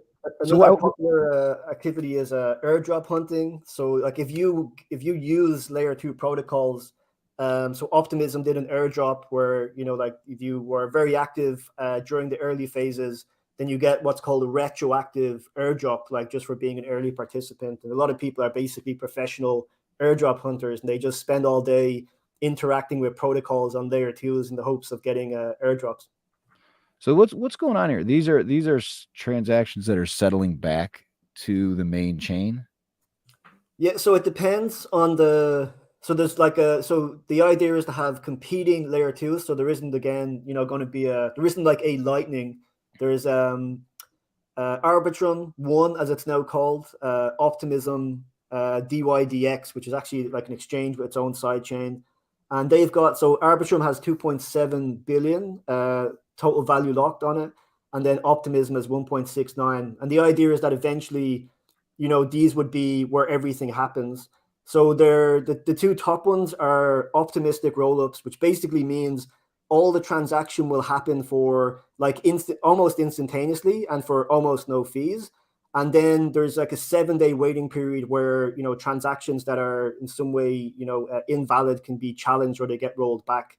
So as long as you're, you know, not doing anything bad, you don't have anything to worry about. You just do your transactions, everything goes through. But then if somebody tries to do something, you know, suspicious or whatever, it can get like rolled back. So the idea is it's optimistic in the sense that, you know, if most people are behaving well, like, you know, I guess the idea is like they're optimistically trusting the transactions, but there is a mechanism that can roll back. Now, these are centralized. They have sequencers. So these are basically multi-sigs. And this is not some sort of like they're trying to like, hoodwink us or something. Like they're very explicitly designed to take the pressure off the main chain. So that is the idea. The idea is the security is like inherited from Ethereum. So so that is the scaling plan. And then there's also something called dank sharding, which is the next big scaling upgrade. But that's where they're going to start breaking up the chain. So everything in Ethereum starts just getting like it's so over the top. Yeah, it sounds. So they love their tinkering around with stuff, you know. Yeah, that is interesting. I think I've always said my goal is to like expand the tent, so to speak, of people who even think about Litecoin. Honestly, that was my initial thought, but just in general, I feel the best tool as people who want to have these technologies adopted, or particularly, look, we talk about the stamp from the government to say something's okay. I think the best bet crypto has is to have as many people using these things in so many wildly different ways that it becomes impossible to police, and it becomes impossible to criminalize everyone. Because if people are unknowingly using one of these protocols, and all of a sudden they feel like they're I'm not a criminal. Like the people who went and bought Trump NFTs, they're not feeling like they're criminals, right? But they probably engaged with a crypto platform and may not have even known that they were doing it. And I think that's a big step, that people are like unwitting criminals, right? They're all of a sudden they're going, wait, I don't want to be lumped in with these people. And so if 80% of the US and Europe is using these tools, you can't go after everyone, right? Yeah. So there's this libertarian kind of thinker who was actually very influential on early Bitcoin culture. He's the guy who inspired Ross Ulbricht to create Silk Road, Samuel Konkin. And his whole idea was agorism or agorism. So the idea was you basically encourage people to engage in black market or gray market activity, or else you, like people who already are, you sort of get them to like spread it even further. And so by creating these spaces that are essentially parallel to the sort of the white market, you slowly undermine the territory of the state. So the territory state is like contiguous, and then all of a sudden people are creating these little parts. Now, when Konkin was writing, this meant like communes and stuff, and anarchist squats and things like this. He lived in a science fiction anarchist commune in the 60s, which is very 60s of him. But then the idea, I think, with crypto, of course, is you got something very similar where you're pilling people to get engaged in decentralized organization in finance, art, in DAOs, people just like organizing themselves as decentralized autonomous organizations, or money. And so all of these things are, showing people this other side of the world where you can frictionlessly or permissionlessly engage in censorship resistant activity. And then they go back to the normal world. So you're back to like the bank, and all of a sudden you're realizing, just how much you're giving up to sort of interact, or how much data, you're asked to give for every little thing. I think that experience of using the internet, where you sign up for anything and they want to know your address, and you're thinking like, why do you need to know my address? You're just like selling me a pharmaceutical or something, versus like using MetaMask. That would be our version of Litecoin Core. It's this window into a world where you're just a string of numbers and letters. Nobody needs to know who you are unless you decide to reveal that. So I do see, so that's why I think encouraging more blockchain experiments as opposed to us reducing it down is the better path. So if we're only interested in Bitcoin, then we're losing the interest of people who have more expansive interest in money. So there's nothing wrong with being interested in money, but you can't bank on the fact that most people are going to be like, that's just not going to be a realistic worldview. Most people are interested in economics in the first place. Yeah, that's another reason why, like, I think you get too many hoops you have to jump through. People get turned off by it, where you can kind of, the idea of downloading a wallet, I don't have to give my name, my picture, my address. I don't even need to know the guy who's paying me the money, right? That it's that quick and it happens and nobody else knows about it. That's the cool thing. All right, I got another, this is going to be interesting. Do you guys want to try this? So I got another guest in here. Hang on here. What's up? Hey, how you doing? Good. We've been talking Ethereum. I'm not I'm getting an education because I don't know Ethereum very well. But is it, you don't go by Maggie, do you? Sometimes like people call me that, so we could go with that. That's fine. Magdalene. Magdalene, yeah. Guys, see, I only know, what's your Paul? Paul's your first name. We've just been talking about Ethereum and Bitcoin maximals and all that stuff. But I was going to do a transition here, right? We're going to go into your NFT collection. You're welcome to hang around if you want, Paul. But I have this thing I'm doing. I want to do every week, but the odds of me getting this to happen every week is slim. But I said last week, hey, if you have a band, you're unsigned, and you want to have me live react to your song, I'll do it. And so we had somebody that turned one in. Do you guys want to live react and critique a band you've never heard before? Sure. Let's see how this works. So the name of the band, hang on. This is a good time for me to go. I think I have to go. So Yeah. If you got to go, you got to go. I appreciate the Great talking. conversation. It was great. Thank you. And hope we have you on again. Enjoy the music. All right. Thanks. All right. So first of all, I do a quick introduction of you. So Full Metal Magdalene, I obviously became aware of you because you created a new NFT that's Litecoin focused. I guess let me bring it up since I watched an interview with you. I was like, I got to figure out what she's like and get a vibe for you. You know what I'm saying? And in the interview, they didn't even they barely showed your NFTs. Which one was it? I don't even know. It was a guy with a mic. He was like a bald guy, I think. And you were having connection issues, and I was like, man, I want to show these pictures off at least. I think I know which one you're talking about. Yeah, the internet kept dropping on me for that one.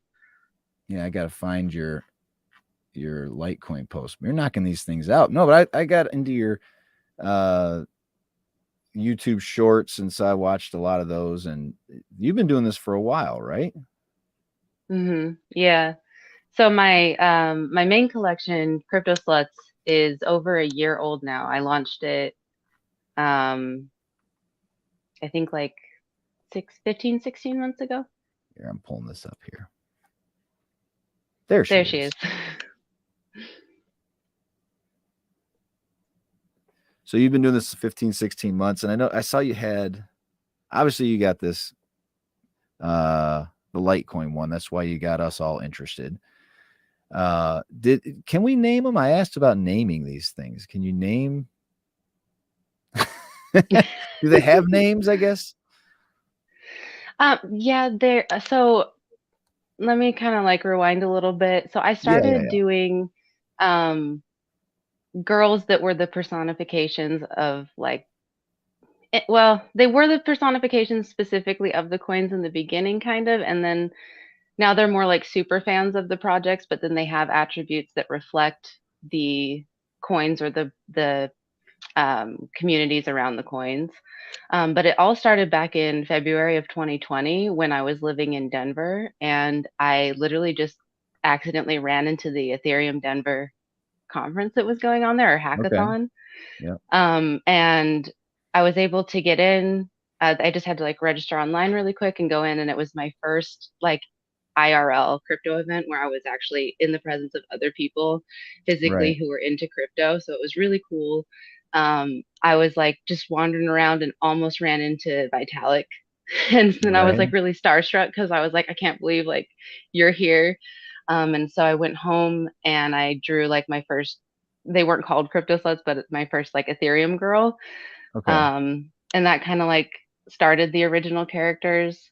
And then when profile picture NFT projects started getting popular, like CryptoPunks and Bored Ape is usually what everyone knows, I kind of took all that and brought it in and found a way to use NFTs to kind of further those characters and branch out from them just being like images. And now I'm even making a manga. So there's like a whole storyline coming. Oh, all right. Yeah, that's what I noticed. You have a lot of swag, mugs and jackets and all that. And I mean, it's a good theme. You know what I mean? I think it's a collection I like. And this is very strange for me because we've talked to an Ethereum person for an hour, and now this is more Ethereum stuff. I have not talked about Ethereum more than 10 minutes, probably in like a year. So this is like all like getting thrown into it. And I kind of was wondering if you could just answer some like general NFT questions and like what the process is, because I've told my daughter, I'm like, you like to draw? Like you could probably just throw some up there. You never know, right? You get a little collection going, and if it connects with people for whatever reason, or or Doge and Litecoin were kind of linked, maybe you do some dog and Litecoin ones. So what's the process you go through? I mean, obviously beyond the drawing, like, I don't even know how you mint an NFT or how you list it. So like if I go into here, maybe we can walk along here. Oh, that's your other collection, Crypto Butts. very one track mind, it seems. So like you obviously have to have like a MetaMask wallet or something, right? Yeah, so you're gonna need a MetaMask for the plugin, and that's how you'll mint, and then they'll be able to see that it came from your wallet. Because that's the cool thing about NFTs is it proves authenticity of where it originates from, kind of like a digital artist signature. Um, OpenSea is pretty cool because the user interface is really friendly. Usually the biggest hiccup for people is they're not familiar with a crypto wallet. So if you're familiar with using a crypto wallet in MetaMask, it's pretty similar to uploading to like Instagram or any other social media. You just like they have all the fill in, like what's the title, what file do you want to upload, what price do you want to set it for, do you want to set a creator royalty? All those things are just fill in the blank. And then one of the reasons I went with OpenSea when I first started was I didn't have the money to deploy the contract on my own. So what OpenSea offers is lazy minting, where you can like upload the file you want to mint as an NFT without having to put it on chain. So it can just kind of sit in the marketplace. And then if somebody comes along and wants to buy it, it'll trigger the minting process when they purchase it because it's all on OpenSea's contract. And then they'll pay the gas fees. So if you're just like a starting artist, that's really cool because you don't have to put up money of your own at first. Right. Yeah, that's interesting. So what is the cost generally, to mint?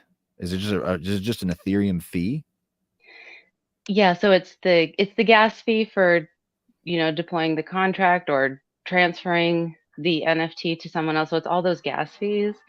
So sometimes it's cost friendly when the market's lower. But then you get into like when the market starts to rise or like a lot of projects are being minted at once and the gas fees just go through the roof. Yeah, because there's like, I've been able to use. Do you ever use this site before? Are you a block analyzer? I've not ever seen it before. That was pretty cool. So each one of these heads, these characters like South Park characters, essentially represent a transaction, and the size of the transaction is how big the head is on the character. But you can also go in and look at the actual ether scan from here, and get an idea of what is it costing. So okay, so it's still $10 to transact on ETH, huh? Yeah, I actually decided to move on from OpenSea with my next collection with my collector's cards that are featuring my original characters. And so I'm using Manifold, which lets you deploy the contract like from your wallet, but you have to put up all the money first. So to like Okay. deploy the contract and mint my first, I think it was like 120 or 130 cards was like $400. Oh, And the right. gas was still pretty low at the time. So it can be pretty costly if that's the route you want to go. But the cool thing about that is it's not on OpenSea's contract, it's my own contract. And then the images, instead of being hosted on OpenSea, are hosted on Arweave, which is a decentralized network. So for censorship reasons or things like that, that protects me there. And then I can also show it off on OpenSea, but I can show it off on other platforms like Blur and LooksRare as well. Because OpenSea does have a habit of delisting projects, kind of at a whim when they don't Why want is them on that? there. Oh, Controls you the mean like market, I because think. you mean like it's like a not acceptable content type of thing? No, usually it's because somebody claims like IP rights. So usually like a lot of derivatives will get hit with that. Which is interesting because recently I saw that Bored Apes said in a court document they don't actually have the intellectual property rights to the images. So people who had like derivative projects that used the apes art are now upset because that's why they were delisted from OpenSea. I Oh, don't gotcha. usually hear Okay. about it being because like the content is inappropriate, but it Yeah, could so be. I like went in there to search your Crypto Sluts, and there's like 7 of them that all have different iterations of how it's typed out. Like that seems like that'd be a really confusing part of it. Like how do you prevent like copycats? Well, the cool thing, kind of going back where it's since it comes from my wallet, I have a profile like the plugin. You can come back and find that it is from me. And then like that's because like there's not a perfect way to do it, but if you look into it, it's like that's the one that's linked from all my official social medias and things. OpenSea does offer verification technically, but I haven't been able to get it. It's quite a high amount of sales that they require, or you have to have like some sort of connection with the people who run the platform. It's not Right. really something you can just apply to and get, which is unfortunate. So, I've even seen artists that aren't involved in NFTs, but they are popular online in the digital art space, and somebody will make an account for them and sell their Oh, right. art. Yeah, I thought about that when because the famous Trump NFT came out, and I thought there's no reason for us to even believe that he created that, right? Like what? I mean, obviously there was some video of him promoting it, but it does seem like you could, create these online identities and just steal pictures or something and put, say you're the official Pulp Fiction NFTs or something. You're just screenshotting the movie and selling it as if you're that person. Is there any way to prevent that? I don't think so. I mean, at most, what you can do is you can reach out to OpenSea once it's happened and let them know someone's impersonating you or someone that you Right. know of. But that's all I know to really kind of, it's a lot of do your own research really right now, where you're going to have to really find out if it's authentically coming from the person or the group that it says it's coming from. Because there's even, they did it with the popular project like Bored Apes, where they're like, okay, Bored Apes are popular. So they'd copy the images, put them up on a different contract, and then like lower the price. So people thought they were getting Bored Apes at a great price, but you were buying not the right collection. Yeah, that's always been the issue I've had with NFTs, that eventually anything that has ownership, at least that you're hoping to monetize in some other sense, or you're looking for the government to back up your ownership of that thing, like it starts to get very murky about like who's in charge, right? If I ultimately have to go to a real life policeman to get remittance on something I was wronged on, then it's kind of loses the impact of the decentralization. But I obviously haven't dug into enough, but like Litecoin just added it they just launched NFTs like a year, or I should say OmniLite, which would allow NFTs on Litecoin, launched a year ago, and they're just getting some platforms up. So I don't know if you've looked into those. I mean, I think they're less developed, obviously, than the Ethereum world, but the good thing is it's the Litecoin transaction fee is like a penny. So you can get a lot more bang for your buck. So I'm hopeful that'll take off. But okay, do you want to listen to some music? Yeah, sure. Will you do like a honest critique? I haven't listened to this at all, so I don't even know what it's going to be like. Like, let's not be super nicey nice. Let's do genuine reaction. So your name's Full Metal Magdalene. Are you a metal fan? No, I'm an anime fan. It's from Full Metal Alchemist, which is one of my top favorite animes. My younger daughter she's 9 and she's like fallen in love with anime. And it's a little concerning because I know it gets a little extreme, right? Anime starts to get more adult than other cartoons. How about that? All right, let me find. All right, here we go. Hold on. Can you see this? I wonder if I can just share the audio. Maybe not. Let's do. What does this do? Nope, I don't want that. Sorry, I'm new to this.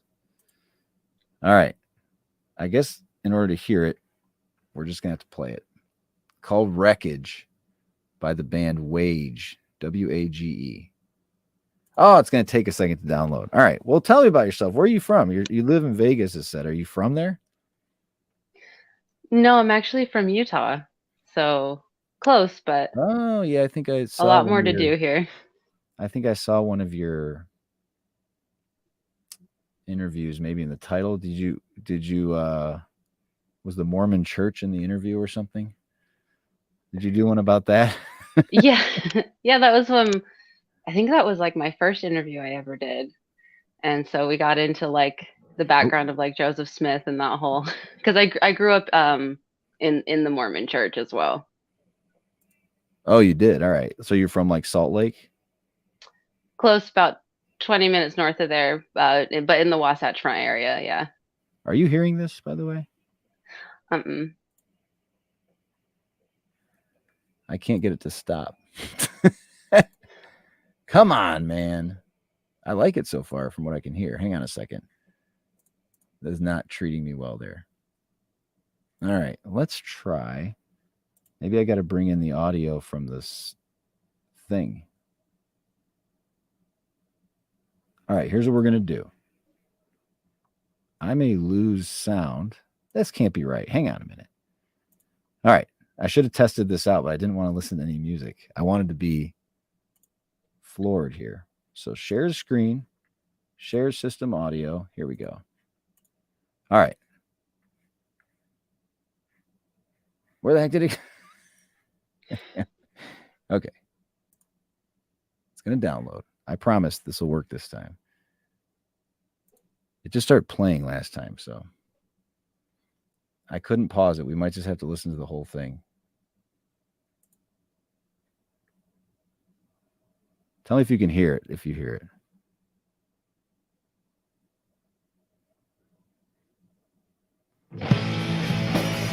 I can hear it.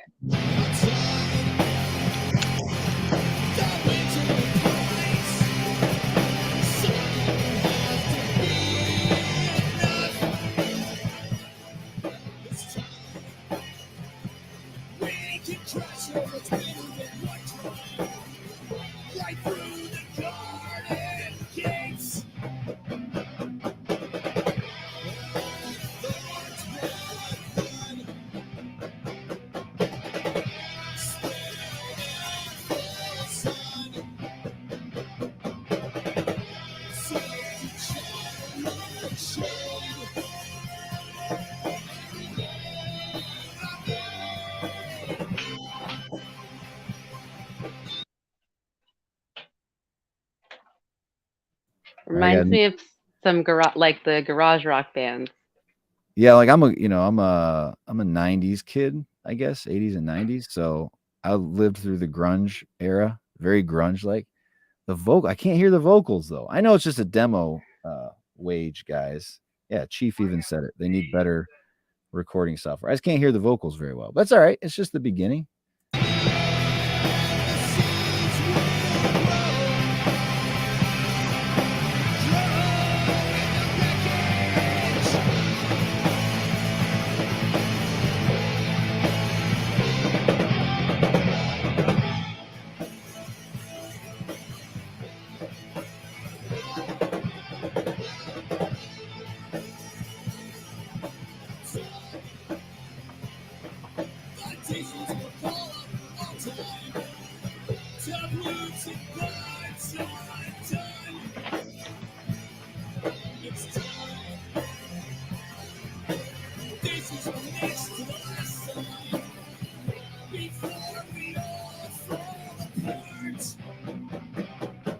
We go.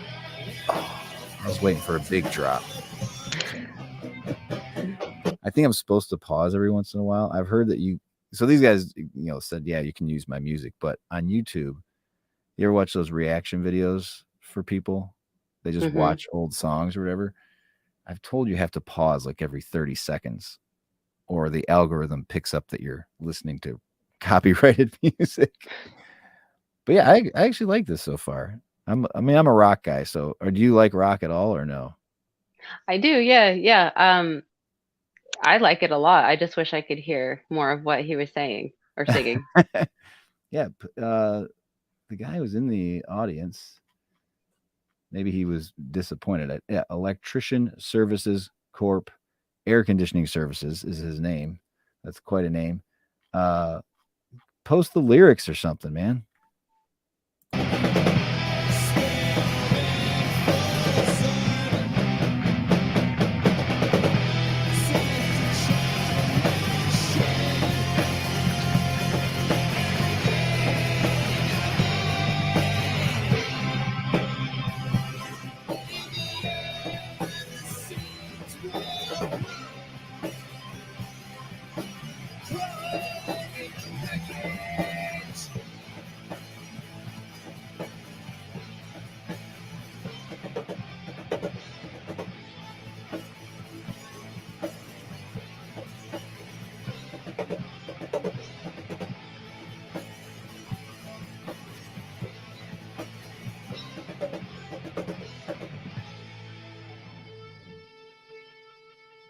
Oh man. Well, see, now here's the good news. I can just play that in the background sometime.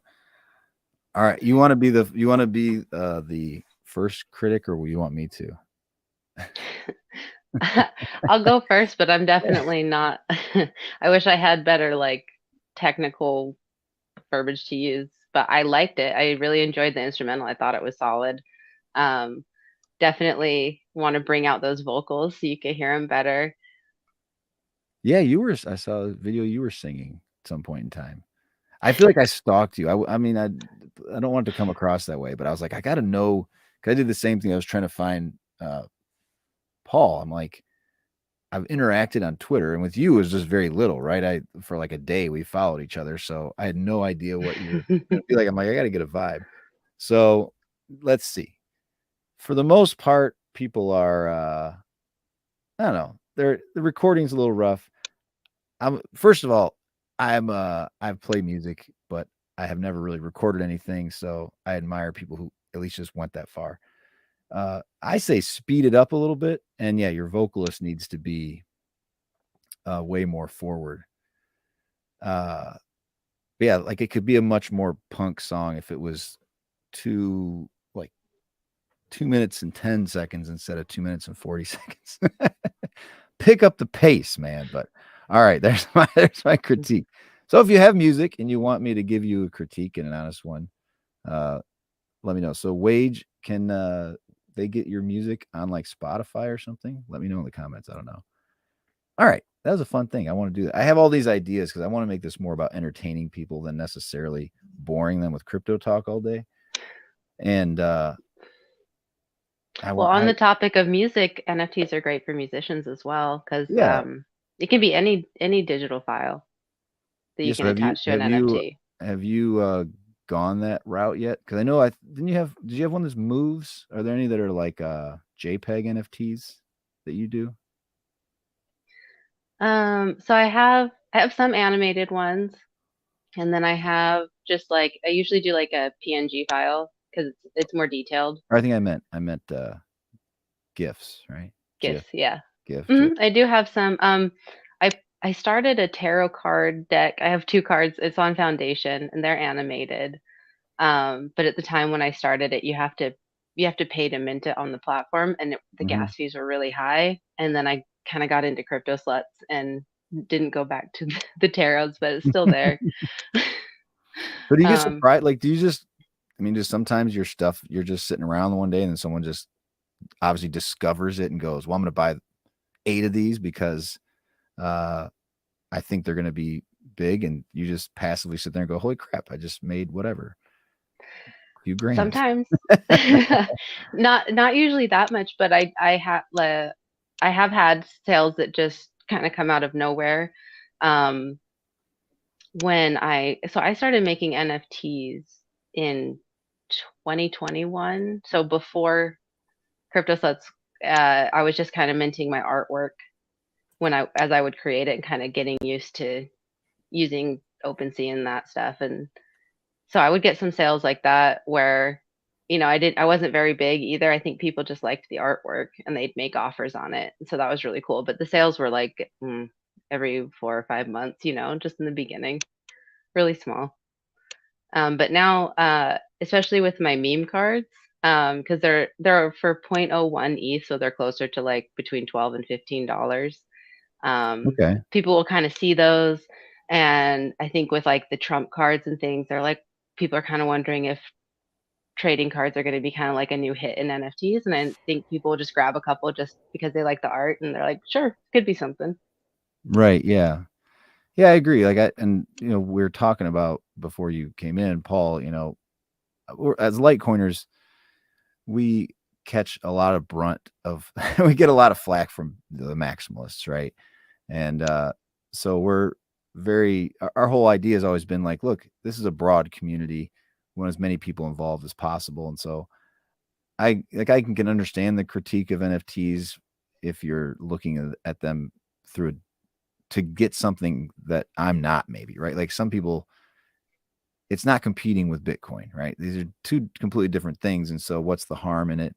And I think these types of things are kind of funny. I like this one. This was, was this a unique slut on top of SBF. Yeah, so she is Miss Binance Slut. So this was drawn. Oh, that's very fitting. Yeah. Yeah, so it was drawn when CZ came out and was like, "Oh, I'll buy out FTX. Just go ahead and send me all the information." And then him looking at it and being like, no, I pass because there's a lot of money missing here." Yeah, for sure. Do you think that was you think he knew like they were in trouble and that he could play him like that? I mean, I definitely think it's a possibility. All right. Have you always been an artist? Yeah, so like my whole life I've done art. I'm actually spent a lot more time in traditional mediums with ink and pencil and acrylic paint. And then, so like my first Ethereum girl was drawn in ink and colored pencil. I started sharing my artwork more frequently on social media when the pandemic hit because so I work as a waitress, that's my full-time job. And Okay. with the pandemic and everything that happened with the restaurants, I was worried that that wouldn't really be a lucrative option necessarily. So I really went hard on my artwork and started sharing it online. And then the tags of the crypto connected me with people who were actively in NFTs, and I was really brought in by the community. And they were like, "You should start, minting your work." Um, and then I wanted it to look better on screen because the pictures and everything of like the physical pieces, I didn't like how it looked. I wanted it to be cleaner. So I actually got into digital like a little over 2.5 years ago. Okay. Yeah, it's very cool.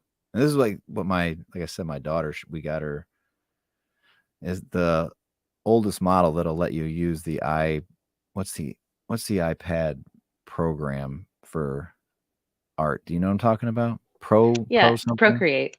Is that what you use? Yeah, it's awesome because you just, unlike Adobe Illustrator, where you have to pay monthly to keep using it, Procreate's cool because you can just pay for it once and then you just have it. And then those time lapse videos that I share, I call them my proof of work.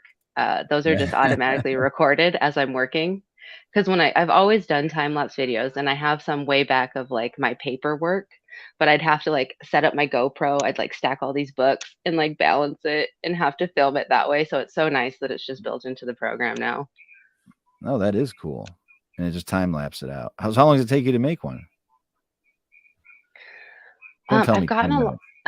no, I've gotten a lot faster, but like say these meme cards that I'm doing, they usually take me between like 4 to 6 hours. So where are the meme cards? They're on OpenSea as well? Mm-hmm. All right, so how do I find your collection? So it's called Slutty Meme Cards. Do you tell are your parents proud of this? I was hesitating. I do these and I had an interview a couple weeks ago and I had 2 today, but I was like, I didn't know how to explain to my wife. Like, I have this girl coming in to talk about crypto sluts.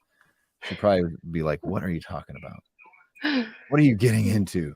All right. Bear market. Oh, all right. So what's the difference here? Are they the same thing, but there's just 10? Yeah, so I do 10 editions of each card, so there's a limited amount. Um, and then these are just so in my roadmap that I have for Crypt0Sluts, the next stage after the profile picture was to do the character, like the full-bodied character art. Gotcha. And so like this first one up here with the hex slut with the bear, I don't know if you saw the video, but Richard Hart, who the hex slut is heavily influenced by, was doing like a bear market flex where he bought like a $5,000 Burberry bear. Okay, And gotcha. so that's where that one came from. Man, he's a controversial guy. There's so many things in crypto that, like, if you just choose to ignore them, like, they're not critical to you. And you know what I mean? Like, you can miss an entire section of crypto if you're just not even involved, right? Like the metaverse. I haven't done anything with the metaverse, but I know it's a big faction out there. And he's somebody that, like, some people are super involved in everything he's doing, right? They're either huge supporters or they're huge haters of him. It's just funny how some people draw eyeballs like that, But Well, and so that yeah, makes him a great for inspiration. I loved it. Like when I started looking into Hex, the community's so big and so full of energy. And then he's such a big personality and he's really big into fashion. So I was like, oh yeah, I definitely got to do a character with Hex for sure. oh, you got Monero. Well, so okay, you created the Litecoin one. Is this what we just have to wait? So that was cool because we have Litecoin now because I did a poll on Twitter and I was wondering which project people wanted to see, and Litecoin came out and won by like 98 or won with 68% with a landslide. So Right, yeah. We're quiet. Well, and what I found interesting what you said is you said you try to personify the community. What's with the gray hair? Are you trying to say something? Are you saying we're old? it's silver. Oh, It's duh. silver, I'm so an the idiot. silver to Bitcoin. I'm And then an idiot. she's Oops. biting Charlie Lee's style with those glasses too. Ah, all right. I see what you're doing there. And the blue because the blue is our logo. hmm All right. Okay. So then, like in the full body, she might have more references. hmm So it's like you got to spend a lot of your free time doing this. It's a full second job for sure. Has it been worth it? Yeah, yeah.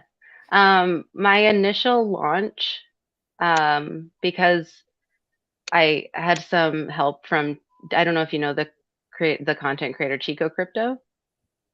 Chico? No. So he's one of the content creators I started watching very early on when I got into crypto, and then um I was sharing some of the people that watch his channel were kind of getting commissions from me, and then he became familiar with my artwork, and he's hired me to do a few pieces for him. So that's how we were connected. And then when I went to launch this project, I reached out and proposed that I do like a giveaway for his community in exchange for some like an announcement of the launch of the collection. Yeah. And he agreed, which is amazing because I don't know how else I would have ever like really gained traction. Right. Um, and it was amazing because with so I do it by seasons of girls, so it's like 10 girls at a time, just so I can kind of feel out the market, see what's popular. I don't want to do them all at once because cryptos come and go pretty fast sometimes, but um, I made about $80,000 on the first 10, which blew my mind. I've never had $80,000. any sort of success like that. Yeah. Dang. Um, I guess you can't like hide it. That's the other thing, right? Like everybody can go see how many of them you sold, right? That's well, and incredible, man. it Congratulations. was That's that awesome. amount. Thank you. It was that amount at kind of a peak in the market though. Since then, Yeah, the yeah, market yeah, yeah. has gone down quite a bit, and I ended up putting the majority of the money into trying to further the brand. So when it first happened, I like sourced somebody here in Vegas for the merch and paid out of pocket for a bunch of merch, and then I didn't know how to sell it. Yep, yep, I you hear you. know, That's like me. I got these hats. Got my Litecoin hats, and all I do is just people go, "Hey, I want one." I don't have a shop or anything. You know what I mean? They DM me, and I'm like, "All right, where do you live?" It's going to be about whatever based on the freight and the price at the time, right? hmm So and go ahead. Sorry. Oh, so now my store that I do have up, I've actually transitioned to print on demand, which is cool because they have uh, a lot more style options than just putting like the image on the front of like a t-shirt or a hoodie. Okay. So just And one, then do one at a time. You didn't have to buy a big inventory up front or anything. no, so Yeah, that's when cool. somebody orders it on through the website, it sends the order to the distributor and then it's just made when the order's placed. I really like these tops and skirts. That's me using the crypto butts designs as the fabric. Crypto Butts Designs is the fabric. What do you mean? So these ones when you're Oh, scrolling these down the guys? blue. So that one is the DYOR plaid design. Yeah, I did have another concern for you. Are you ready? Yeah. I guess this is my being a critic. I was a little worried. Every single YouTube video you had, you were wearing the same outfit. You change your clothes? No. Okay. So these are just more the skirts. Crypto. Those are some muscular butts. I'm kind of intimidated by them, to be honest with you. All right. So where's the store? Where did I lost it? Okay. Well, that's pretty cool. So you don't even have to handle it. You just say, here's what the design is, ship it out, and they take care of everything. Mm-hmm. That's very cool. All right. Well, so Litecoin's next, and you're trying to create like a universe. So you're doing the cards, you're doing memes with them, and you're trying to create like a story as you turn these into characters over time. Is that what you were saying? Okay. Yeah. So, as I've been building it, I was like, okay, I'm trying to figure out like the storyline where, kind of let the inspiration come. And recently, so I have pinned on the Crypt0Sluts Twitter the first 5 sketched out pages of the manga that I want to create. And so the Bitcoin slut is the main character, and it's going to be her adventure, and her interactions with all the other crypto sluts. And the main thing is they're all in the fight against CBDCs. Oh, okay. I like that. Well, just remember, Dogecoin and Litecoin are like connected. I don't know if you know that about us. Yep. They have the Dogecoin used the code from Litecoin, right? Well, and they merge mine. So what that means is that when you mine Litecoin, you're also mining Dogecoin and vice versa. So I didn't know that. We're like attached at the hip, which is actually it's great. So anything good for Dogecoin is good for Litecoin and vice versa. So if you want to include that in some of your lore, that they're like a crime fighting duo, that would be pretty cool.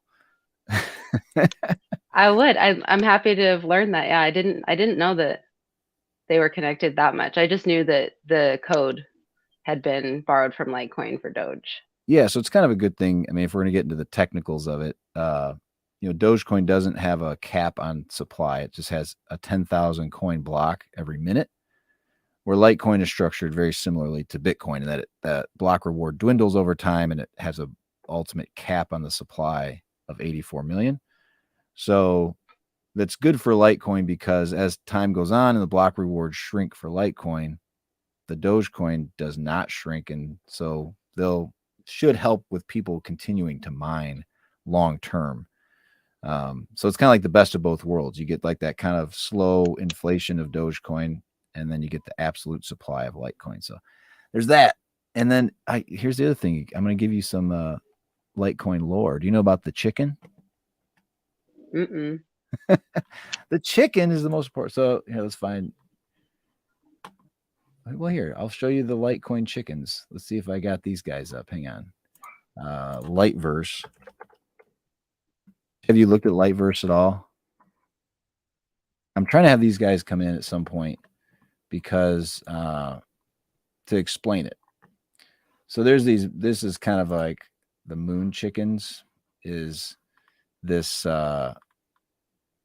character. I don't know where it came from, to be honest with you. This is like a 2017. I don't know why these all have masks on, but essentially this chicken became kind of this unofficial mascot for Litecoin. So, and we spell it CHIKUN, the chicken. So you'll see like this is probably a pretty good representation. It's close to what it is, right? Little That's red cute. on top. Yeah. So there's all that.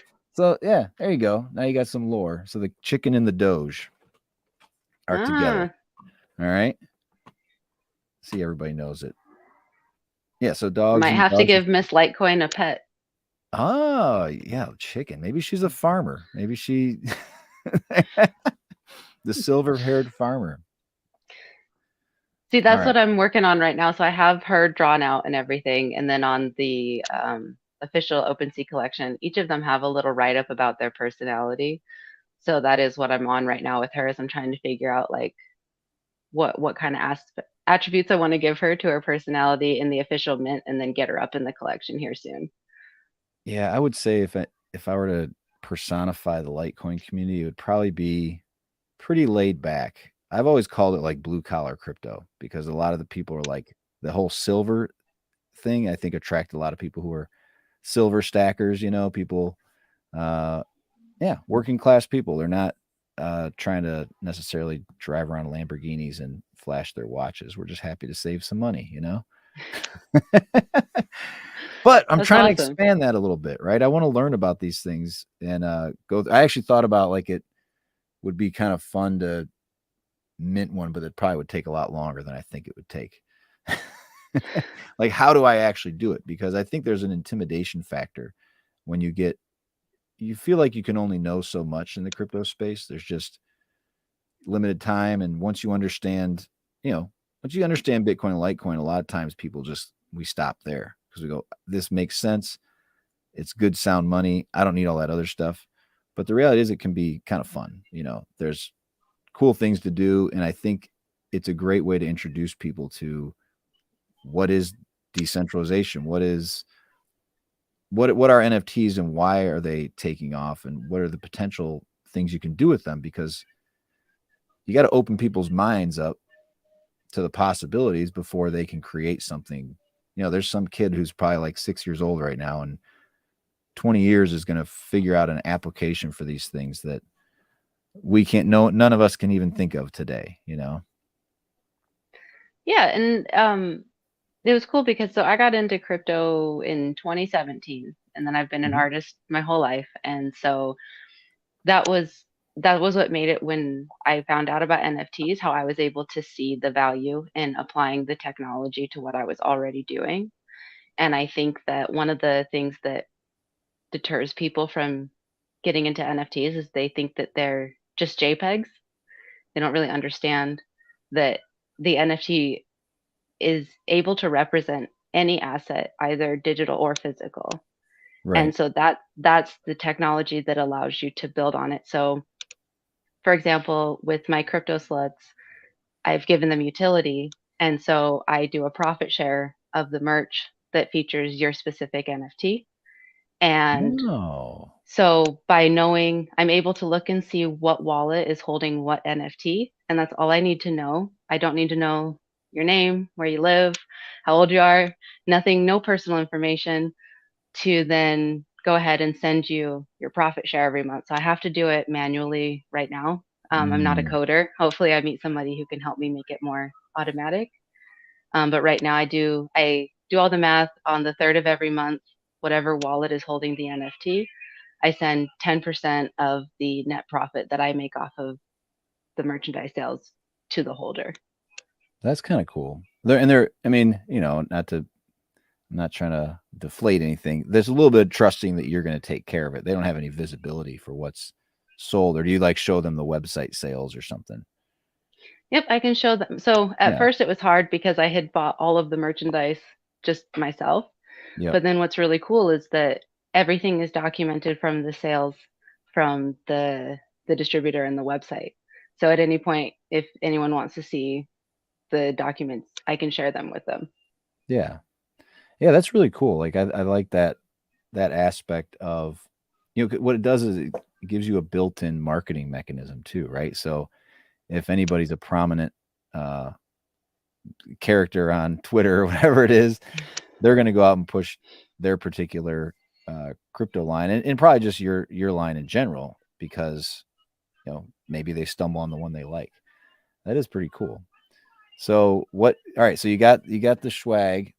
When you do the books or the manga, Yeah. like an old man. You have no idea. I know anime is like this. It's a thing I missed, man. It was after my time when it got popular, and I'm an old man. What can I say? I'm a dad. So, what's your plan with that? Are you going to try to just put that type of stuff on YouTube, or sell a book actually, or what's the plan? So it's still coming together. The main plan right now is just to get the manga drawn so that it can be put into print or maybe digital format. I'm not really sure right just yet. But ultimately I want to animate it into an anime. But that's gonna be quite a big project. So that's like down the line. But I feel that that'll be what really brings the characters to life, kind of builds more of that fan base around the character as well, because I really want, so I'm, I'm utilizing some outrage marketing. I'm using really bright, fun, sexy images because I wanted to do something that would catch attention of people regardless of if you're in crypto or not, and would hopefully, once they find out it's based on crypto, would want to learn more and kind of start to bring people into what crypto is and why it's such a big movement. And then, of course, my term for crypto slut is that it's somebody who's willing to play and learn with all the projects. So the antithesis of being a maxi, and just really encouraging working together, learning from each other, being involved, because the space really relies on more talent coming in, more people getting involved, mass adoption, because the central bank digital currencies, they're trying to beat us to the punch and be the digital currency that's going to be used instead. Yeah, I was talking about that just this morning. That in Davos or whatever, they're talking about CBDCs and where they've tried to implement it. People generally they want to still hold cash. They don't like the idea of the CBDCs in general. This was in Nigeria where they're used to cash, where I would say in America, we're a lot, I mean, gosh, well, you said you're a waitress. How many people pay with cash today out of 100 people? 5. Wow. Is it really that low? I guess it's not surprising, right? Credit cards are just so easy. So we're definitely more trained to be on these digital platforms, and the convenience factor is always going to be a big one for the general public. They're going to want to use the tools that are super easy. So if PayPal, Venmo, my bank has an app, and it's all the same. It's just a number floating around, whether it's actually a CBDC or a US dollar. I don't even know fully what the difference is going to be, to tell you the truth, except I feel like the CBDC will be more kind of programmable and restrictive than what we have today. You at least have the option today to go get cash if for some reason you're shut off from some sort of digital world because of your identity, or for whatever reason you live in the wrong, your IP address is in the wrong place. Cash is still an option, but maybe it doesn't become that. I don't know. Well, and I'm also thinking of like, if I'm assuming with the CBDC, they're going to have a backdoor and entrance into your wallet, as they do. Say they can go to the bank and collect money from you, and there's nothing you can do. And that's the big thing of self-custody with crypto, is that unless you want to send money from your wallet, somebody can't come in and take your money. But I know that most people haven't really had a personal situation where they've needed to question the bank, so they have a lot of trust in the institution. I was open to crypto because I had plenty of issues with the bank.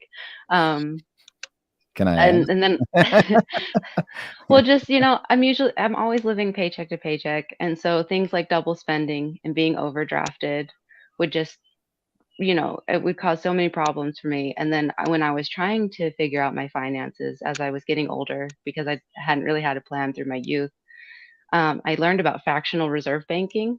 And then that really made me nervous about the bank, where I was like, oh, you're not even holding all of the money that you say you are. And that's why bank runs are so dangerous, because they can't actually give everyone their money at once. They don't have the money to cover it. Right.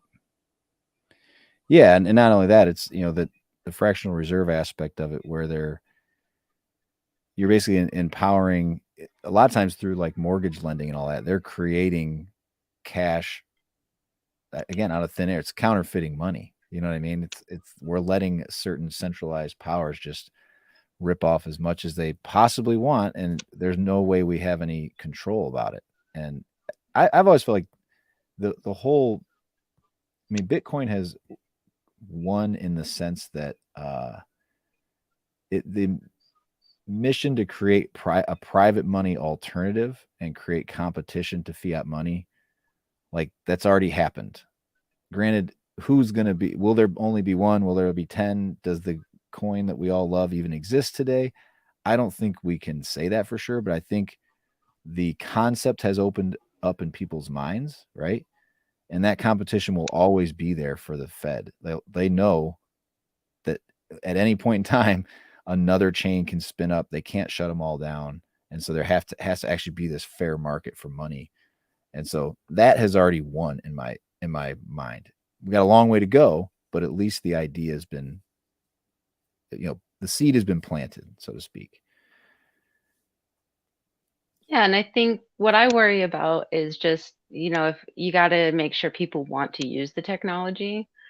And that's why I wanted to make kind of an advertising campaign really out of my project to be like, get involved, get into crypto, be using it. The more we can be using it for transactions and as money rather than just like buying it and holding on to it as an investment, I think will be really good. Yeah, that's cool. I like the idea, like you said, of getting a piece of any profit. If you found a way to create some sort of DAO, or like you said, somebody knows what they're doing, they can actually, like, as soon as that button's clicked, ETH or whatever goes into that person's wallet. That's pretty cool. That's the goal. I also want to build right now I just have like a Squarespace for my website. So I want to build it more intricately and have it where I can have like a sales bot where it announces when things are sold and just have it a lot more public and in real time for people. Right. So how's the what do you call it? Just the swag, the store? How's the store doing?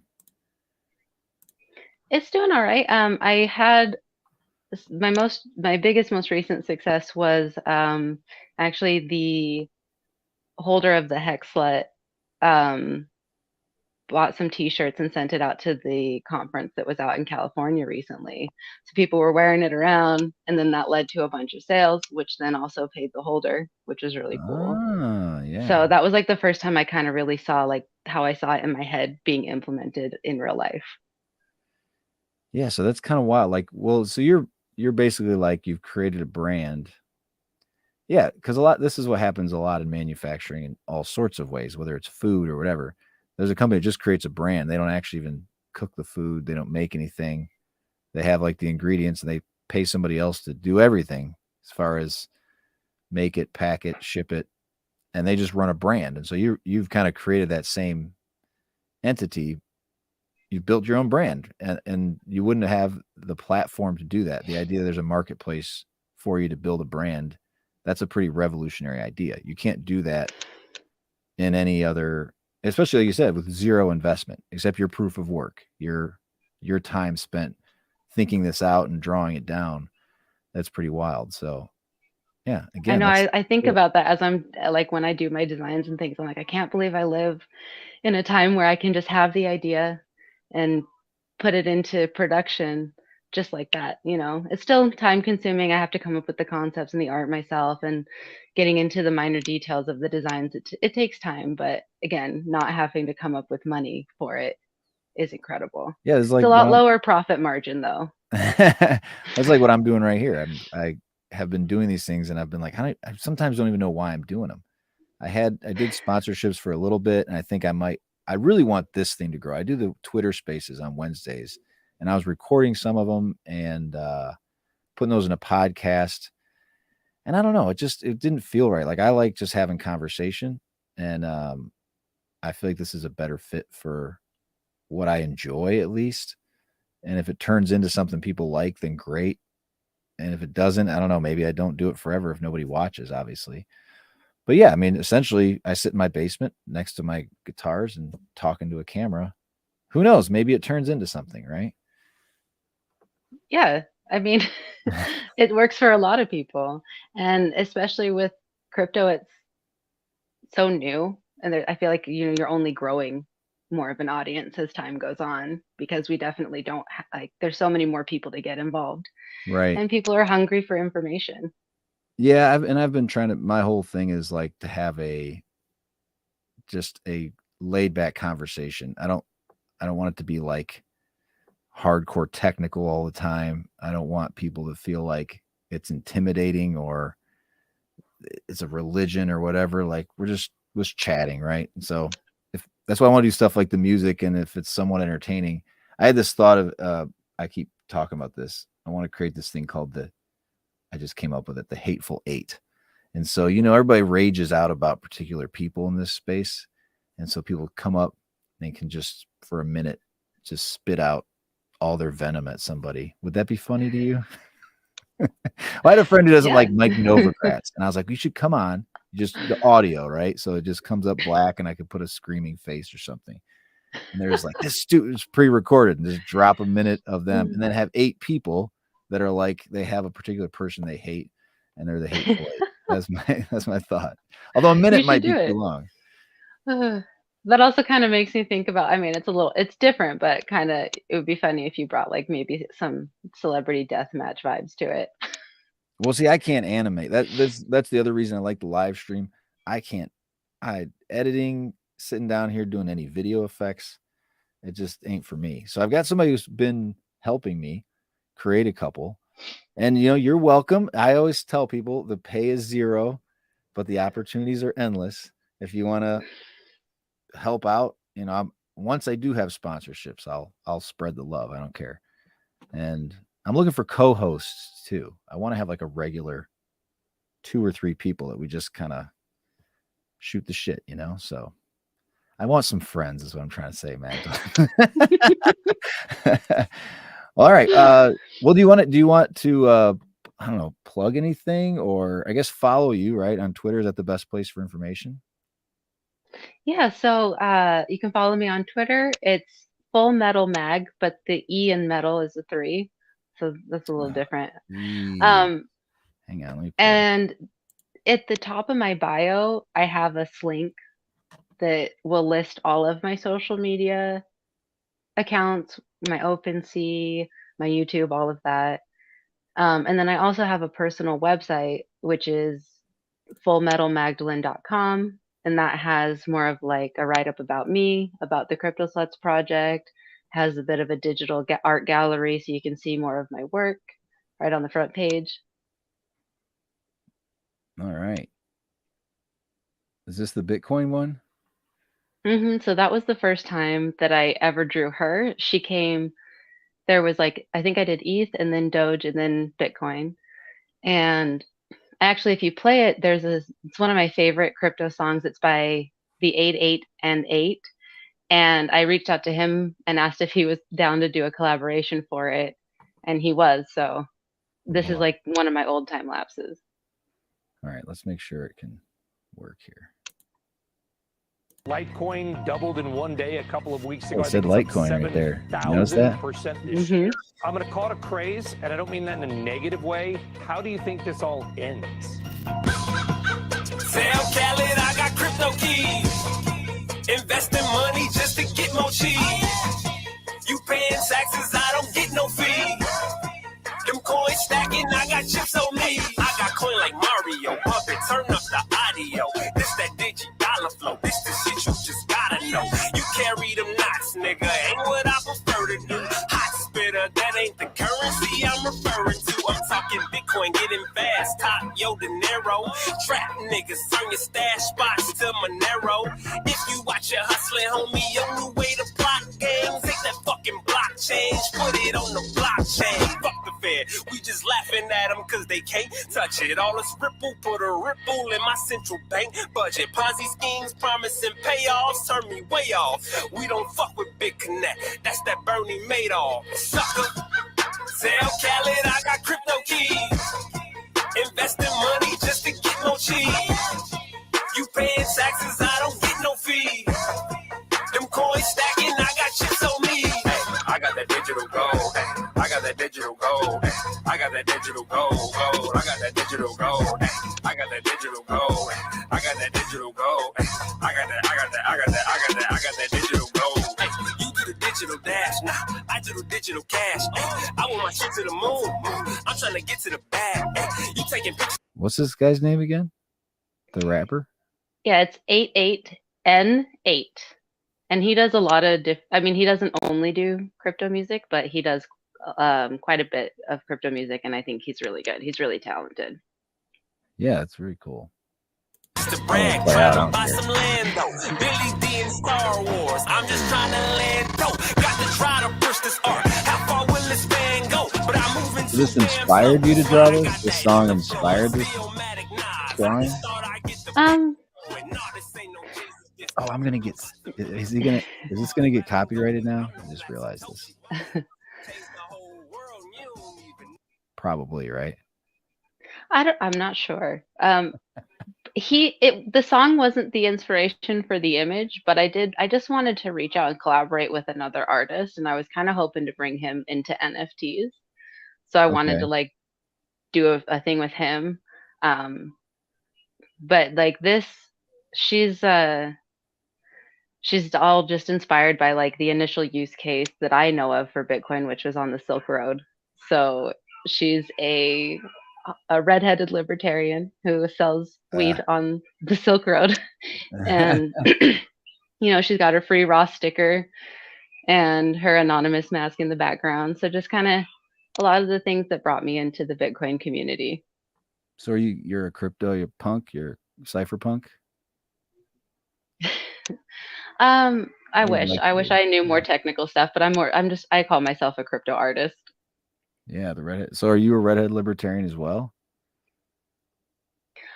I don't know if I'm a libertarian. I call myself a political slut too. But ultimately, yeah, I believe in the protections of personal liberty the most, and Right. free market and all of that stuff. So Yeah, I think Bitcoin does change the way you view things, and I would say I'm probably in the similar sense as you. Like I try to honestly stay out of politics anymore. Like the right and the left, to me, there's no difference in them, so it almost feels like pointless to get all too worked up about it. And there's views I see on both sides that I can understand why people have those views. Even if I don't agree with them, it doesn't make them like a monster, right? I can see their reasoning. And the only way to get anywhere is to talk about it rather than just, the division is just crazy. It's so funny to me when, like something like Trump is building the wall, right? And so because he's doing that, there's all these awful things about him. But then as soon as Biden's president, the Democrats who hated the wall 2 months ago now are like justifying it, right? You know what I'm saying? And vice versa. It's like, what? It's just their opinions are in the wind. Like there's no real like moral structure behind it, or where they see like, look, like you just said, like individual liberty, like something like freedom of speech. Freedom of speech, that's an easy principle to have. You just say it's as absolute as you can. Obviously, you don't want people committing crimes against each other with their speech, or paying somebody to kill somebody. That's not a very good use of it, right? But yeah, I think that's something that you can have as a principle, and that shouldn't be swayed by which political party you're in. It should just be an absolute.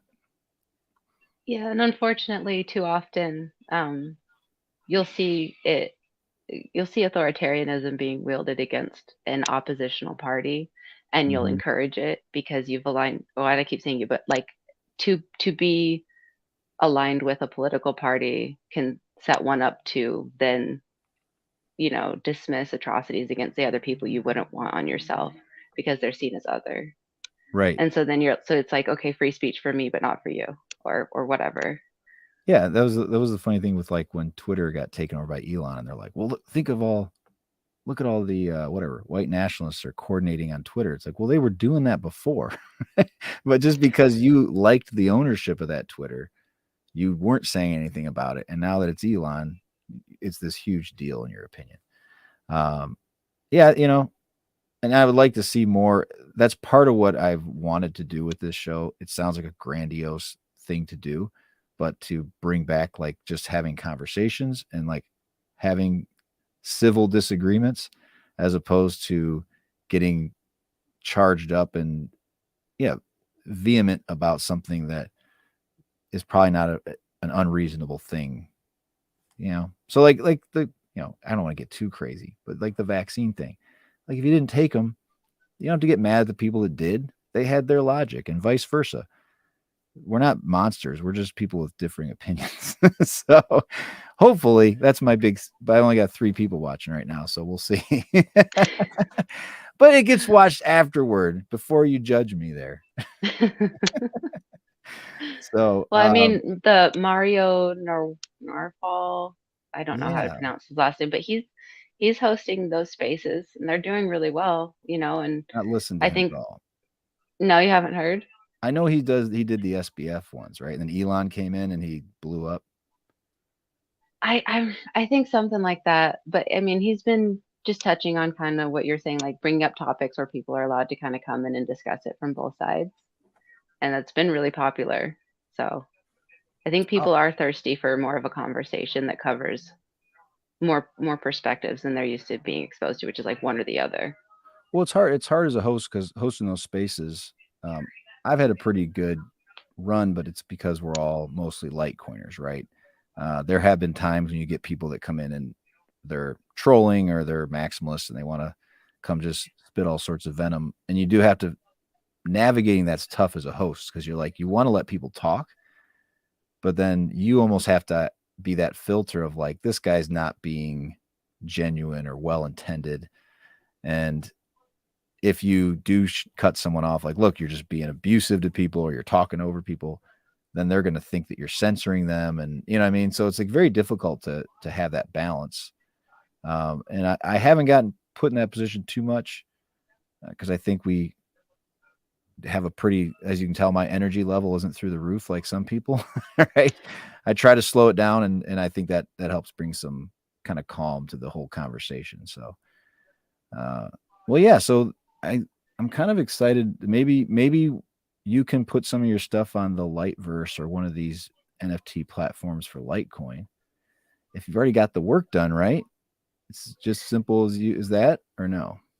Well, something I would like to do is make character art of the girls. So make a specific piece of artwork of the Litecoin girl, and then but only meant that one exclusively on Litecoin. I'd love to have each girl have some sort of work of her on her specific chain. I think that would be really cool. So Yeah. I didn't actually know that there was an NFT option on Litecoin until recently. I've actually learned a lot about Litecoin since the community came out and showed support and got involved. So it's been really cool. Who's teaching you? Well, you did. I didn't know about the connection to Doge. I didn't know about the chickens. And then just Charlie G on, I think his name is like Litecoin Fam or something. He's making comment. Can you see the comments, by the way? Can you go to the right and click comments and see them? Would it be chat or comments? There's Charlie. Yeah, hey. Yeah, he was all about it because you and I talked, and then it was whatever the next day I got kicked off Twitter, and I was like, crap, and he was like freaking out, like he's like messaging my other account, like, oh, you gotta. She's trying to get in touch with you. I didn't want to ruin it, so that was really weird. Yeah, he was like the main person I knew because when I posted it, he's been wanting a Litecoin slut for a while, and then when I posted it, he was like, he told everybody to come get involved. And so when I couldn't get in touch with you, he was like the first person I thought to be like, do you know if he has another channel or anything? He was kind of like my main connection to Litecoin, the community. Cool.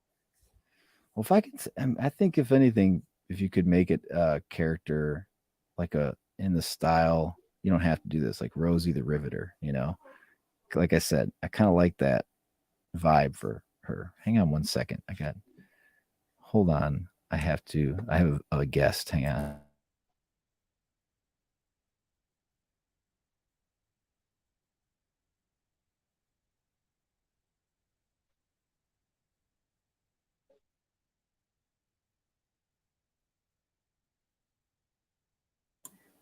Apparently that you may have natural gas leak in my house. So I may have to get going here soon. Anyway, I've been on for a while. It's been a long show, but yeah.